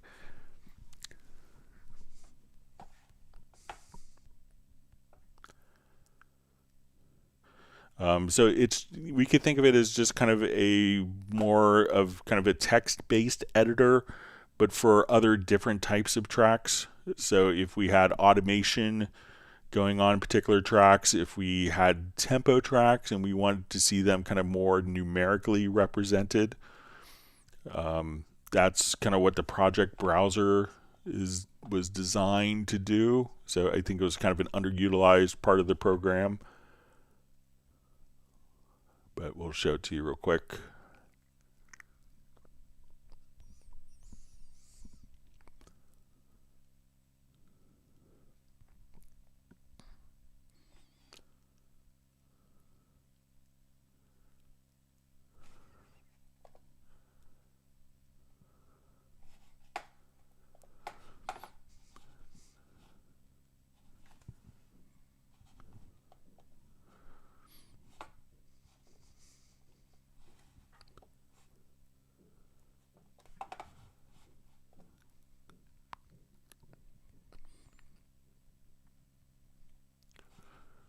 All right, so let's say I had like, a number of events on a particular track. I had automation. Let's say I had tempo track.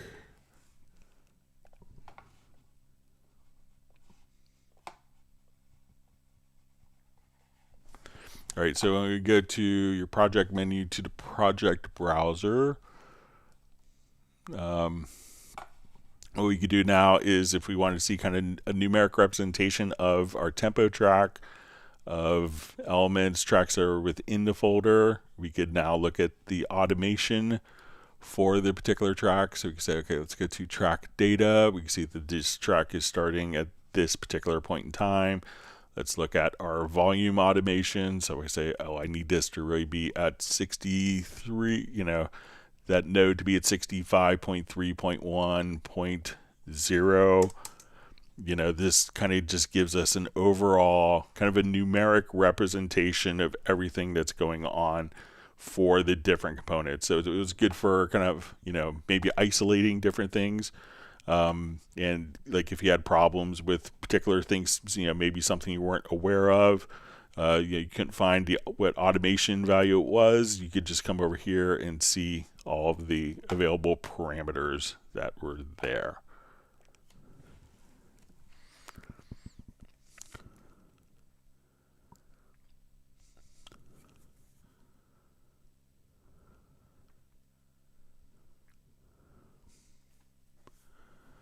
Okay.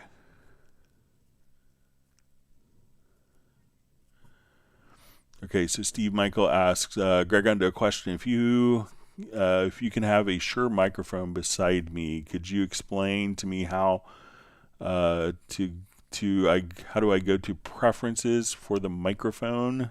So usually, depending on the Shure microphone, Shure has some USB mics. So like their MV7, I have one.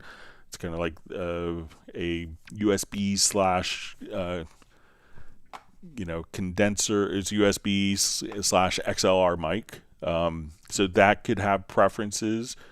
But if it's just a regular like SM7 or SM58, 57, the microphone itself isn't going to have preferences.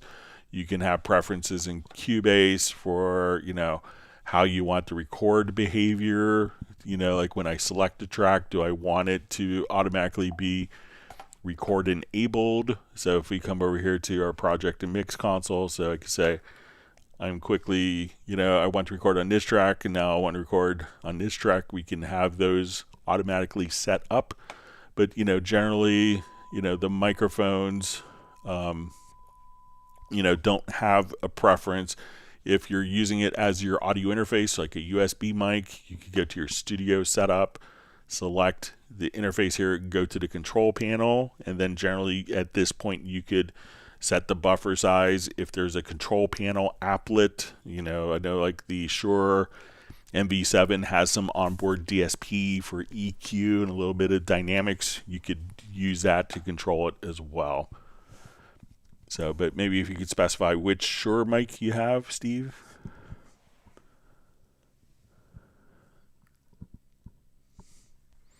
Okay, so we see with the solo issue, there's no control surface connected.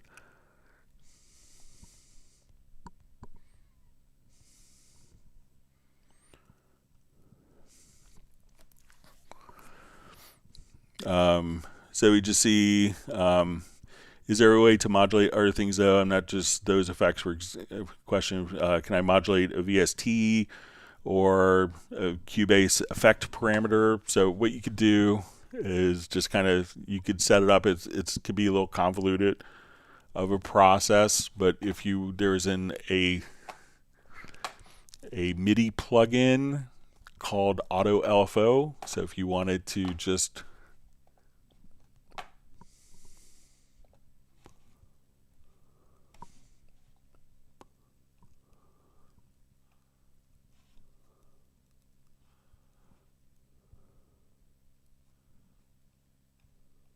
see if I had a project handy.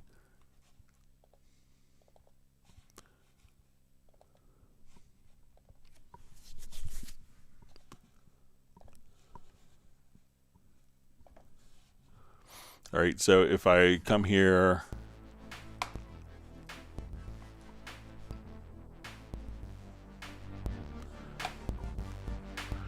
we could set up a MIDI track that has an Auto LFO plugin. We could send this through like a loop back, and if we wanted to, so let's say if I want to go to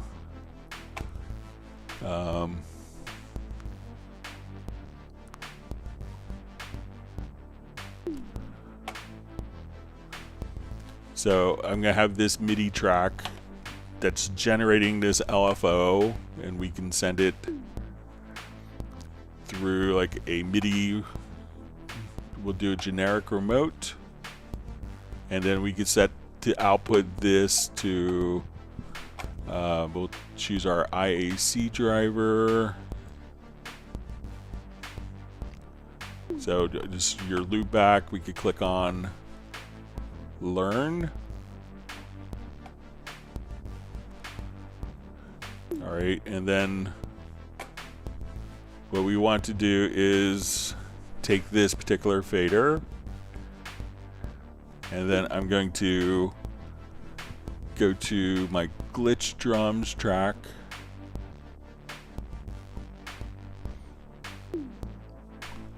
Let me just move this over real quick.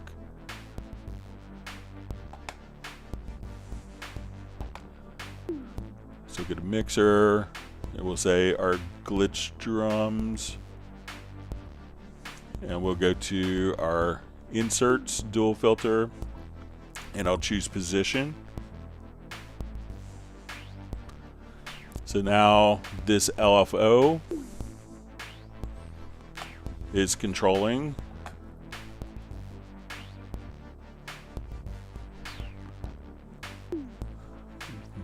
this particular. So, and this doesn't have a like MIDI remote message. So we could do kind of a loop back, use the Auto LFO, send a MIDI track into the generic remote, and have that generic remote automatically do LFOs on any parameter that you want on any track.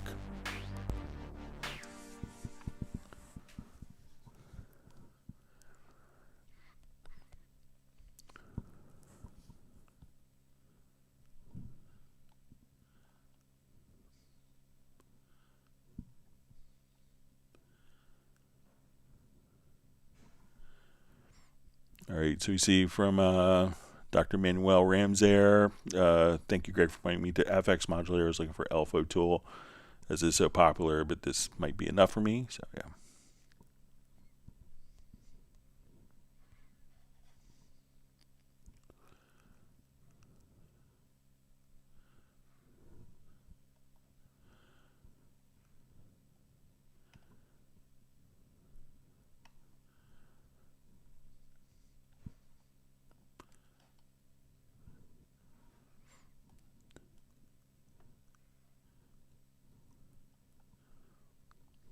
All right.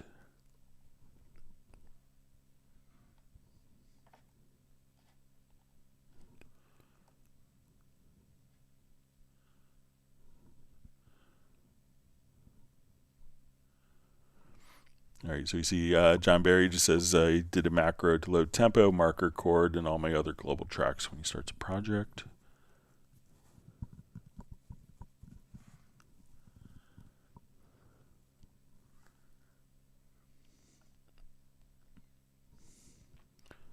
All right, reading through.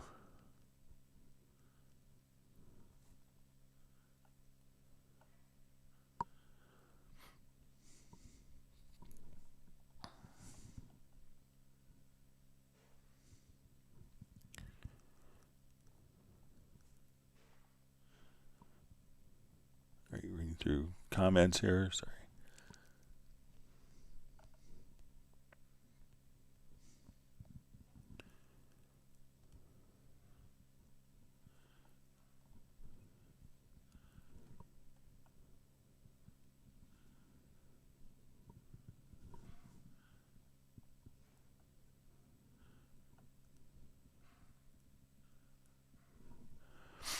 All right, so we see a question from Doug O. I've made a mashup from various audio recordings, so the audio levels vary considerably. How in Cubase 13 Pro can I best level them so the loudness is consistent when samples change? All right, so let's say I have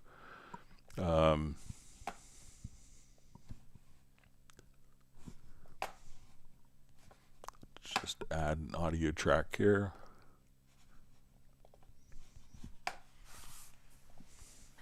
And we drop some samples in.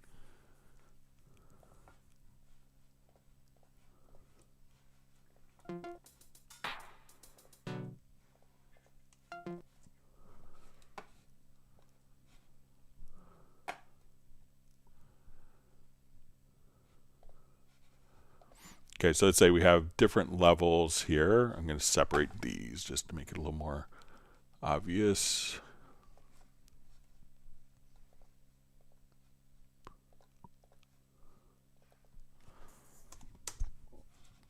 Okay, so let's say we have inconsistent levels here. Try selecting the samples and go to audio and processes to normalize.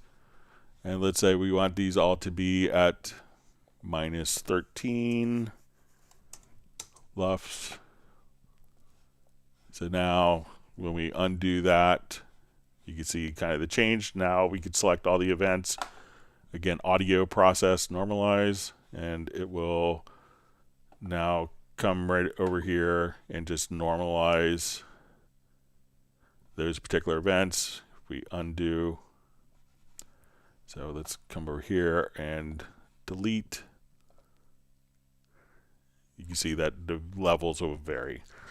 All right, now we had a couple of questions that had come in, so let's go through those before we run out of time. Thank you for all the wonderful questions. Hope that everyone's learned a new tip or trick, and if you have, please feel free to hit the like button and subscribe to the channel. All right, see what we had. We've had 1,452 views, so thank you so much. All right, let's go ahead and go to my document.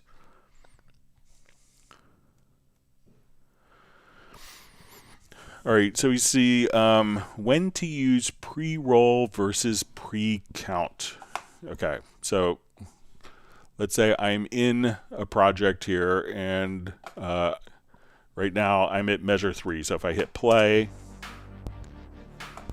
we could have this particular project play back right from that point.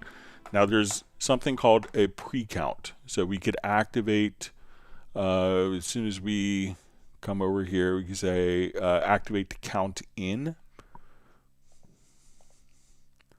All right, and what the count, so we'll start with pre-roll here. So with pre-roll, what we could do is just simply come over here, we'll say use pre-roll and use, so when we have pre-roll active, and we could just come over and make sure that you have the pre-roll turned on. I'm going to say, so we could activate the pre-roll, and what I want to do is to have this go for one measure. So when I hit play now, it will go back one measure, or we have it set for one beat, sorry. Let's do one measure. So I'm going to start at measure 3 with pre-roll. It goes back one measure and plays right from that point. So if I stop here, hit play, we could go back exactly one measure, and we could set up a post-roll as well if we wanted to. Now when we go to our pre-count, and this is often helpful, like if you want to just do your quick recording. I think if we go to your transport and go to your metronome setup, we can set the number of bars for count in. So now if I just wanted to like hit record, I could get 2 bars of count in before. So it doesn't rewind, it doesn't roll back. It gives us 2 measures right at that specific time of silence. So if I wanted to have it kind of roll back so I could hear something in context while recording, I would use pre-roll. If I just wanted to have like get ready time, hit the button, hit record, grab your instrument, I need 2 bars, that's when you could use the pre-count. All right, so we had a question. So he says, but you said in the last Cubase 13 you could disable moving faders and mouse wheel by checking on scrolling disable mouse wheel for parameter change in preferences. All right, so how this function works, it's not for the faders or panners. What it's going to be set up for is a new function, and this was really kind of set up for if we have a lot of different channels, because what people would run into in previous versions. So a lot of people love having the ability to, so if we had a number of inserts here on particular channels, we could also just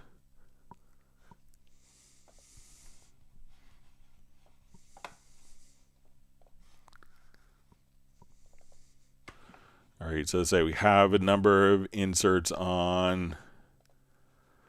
All right, and let's say while we're doing this, so what would happen a lot of times if we had, let's say,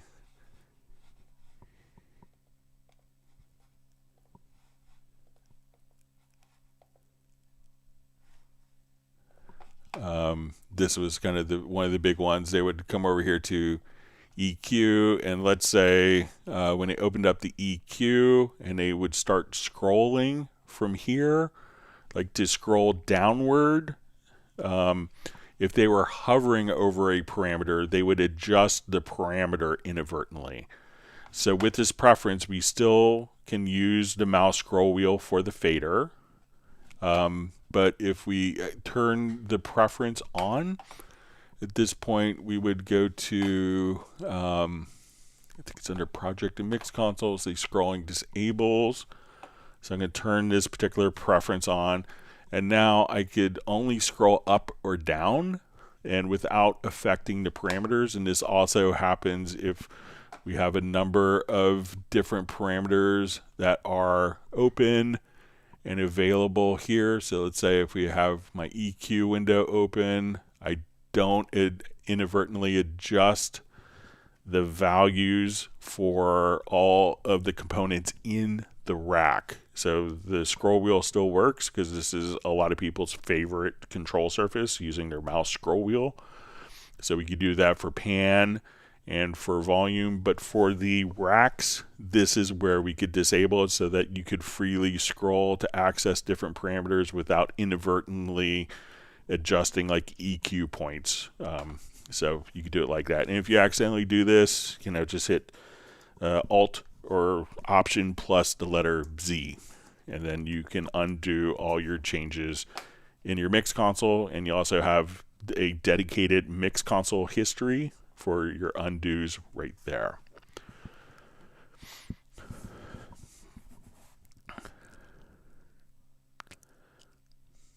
All right, so we had a question. Just made a switch to Apple, upgraded Cubase 13 Pro, running through UR22C connected to a Sonnet Tech Hub. The MacBook freezes when I load Cubase, both when running through the hub or directly to the UR22C. I think it's a driver issue in the UR22C. When connecting the MacBook Pro to my Yamaha CP88 keyboard, which is its own onboard audio interface, Cubase works fine without freezing. The MacBook running Sonoma 14.2.1. Do you know when Steinberg will be updating the UR22C driver to work with Cubase and iOS Sonoma and I guess Mac OS Sonoma 14.2 and above? So there is a beta driver, and I think I emailed a link to you on this. So try that and see, but there's lots of people who are doing it successfully. Usually when something kind of freezes like that, it's not necessarily because of the driver.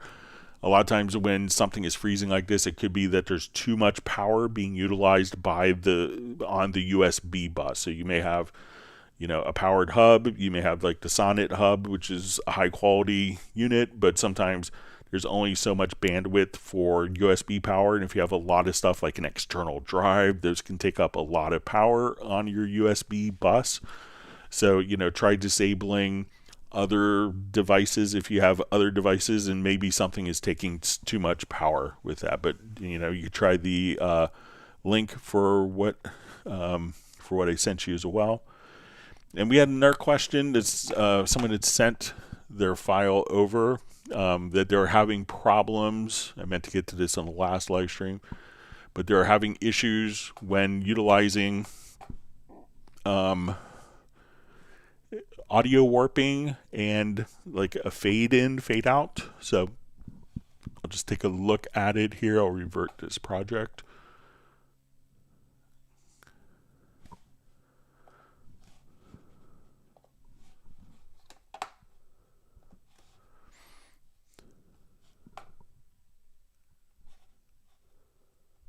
Oh, wrong one, sorry.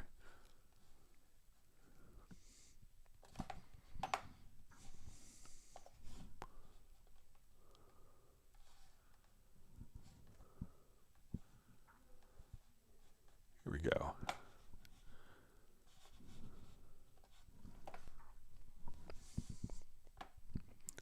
They were kind enough to send over some files. So let me just revert this one.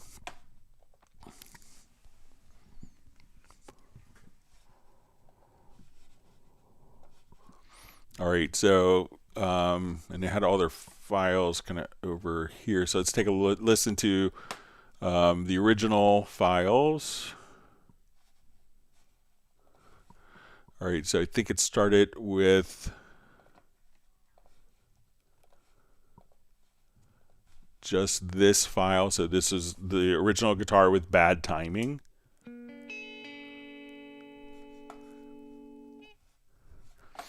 Okay, and then we did, let's say this was with timing corrected.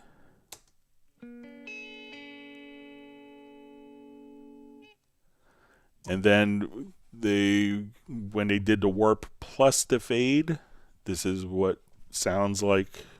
I'll just turn this up, see if it sounds weird to anyone. So I hear just like a little bit of a...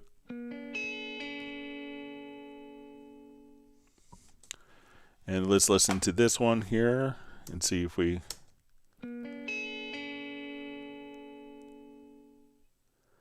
So it doesn't sound garbled or like really affected. So I did kind of a file here. So let's say I'll just solo this so we could hear just something I rendered.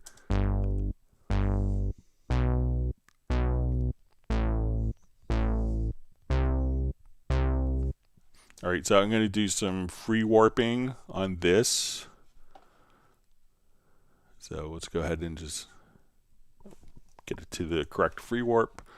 mode here. So we'll go to free warp and say, okay, I want to move this. Turn on snap.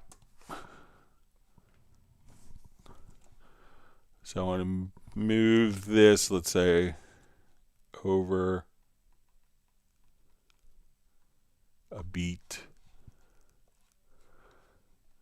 And I'll move this one later a beat, so we'll listen to this.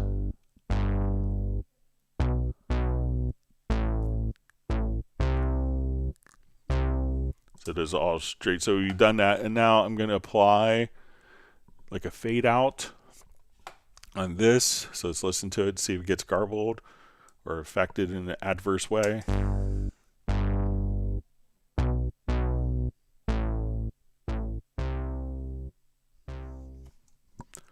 And without the fade again.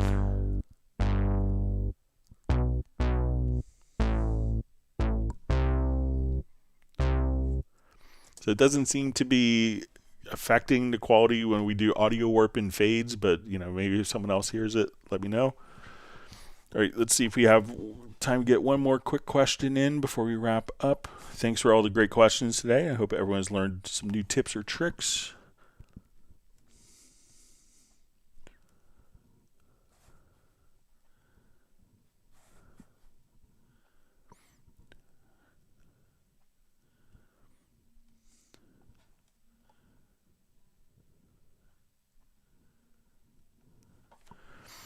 All right, so you see from Wizmos, looking if there's an option to say permanently track MIDI or audio with 3 rows.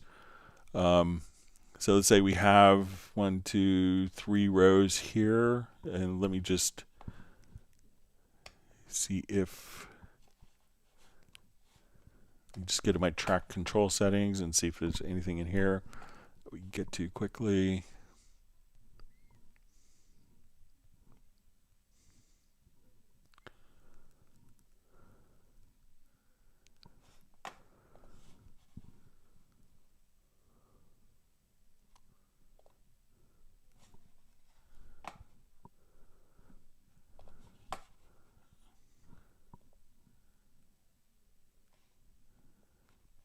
All right, so let me see if we have this set for 3 rows.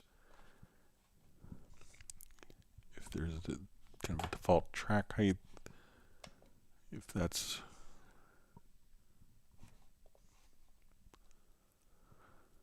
so, I think that, let's see if we add an audio track, it's gonna, I think, maintain. So it goes to 2 rows there. Let me just see if there's a preference.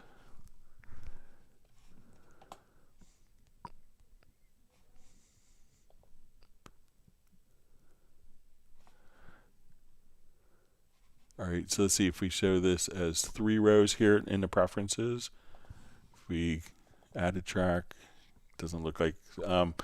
I'll see if I can find a solution for that. But I see that we're just at time, so I want to thank everyone for all the great questions. Everyone, please stay safe and healthy, and we will see you back on Tuesday for another live stream.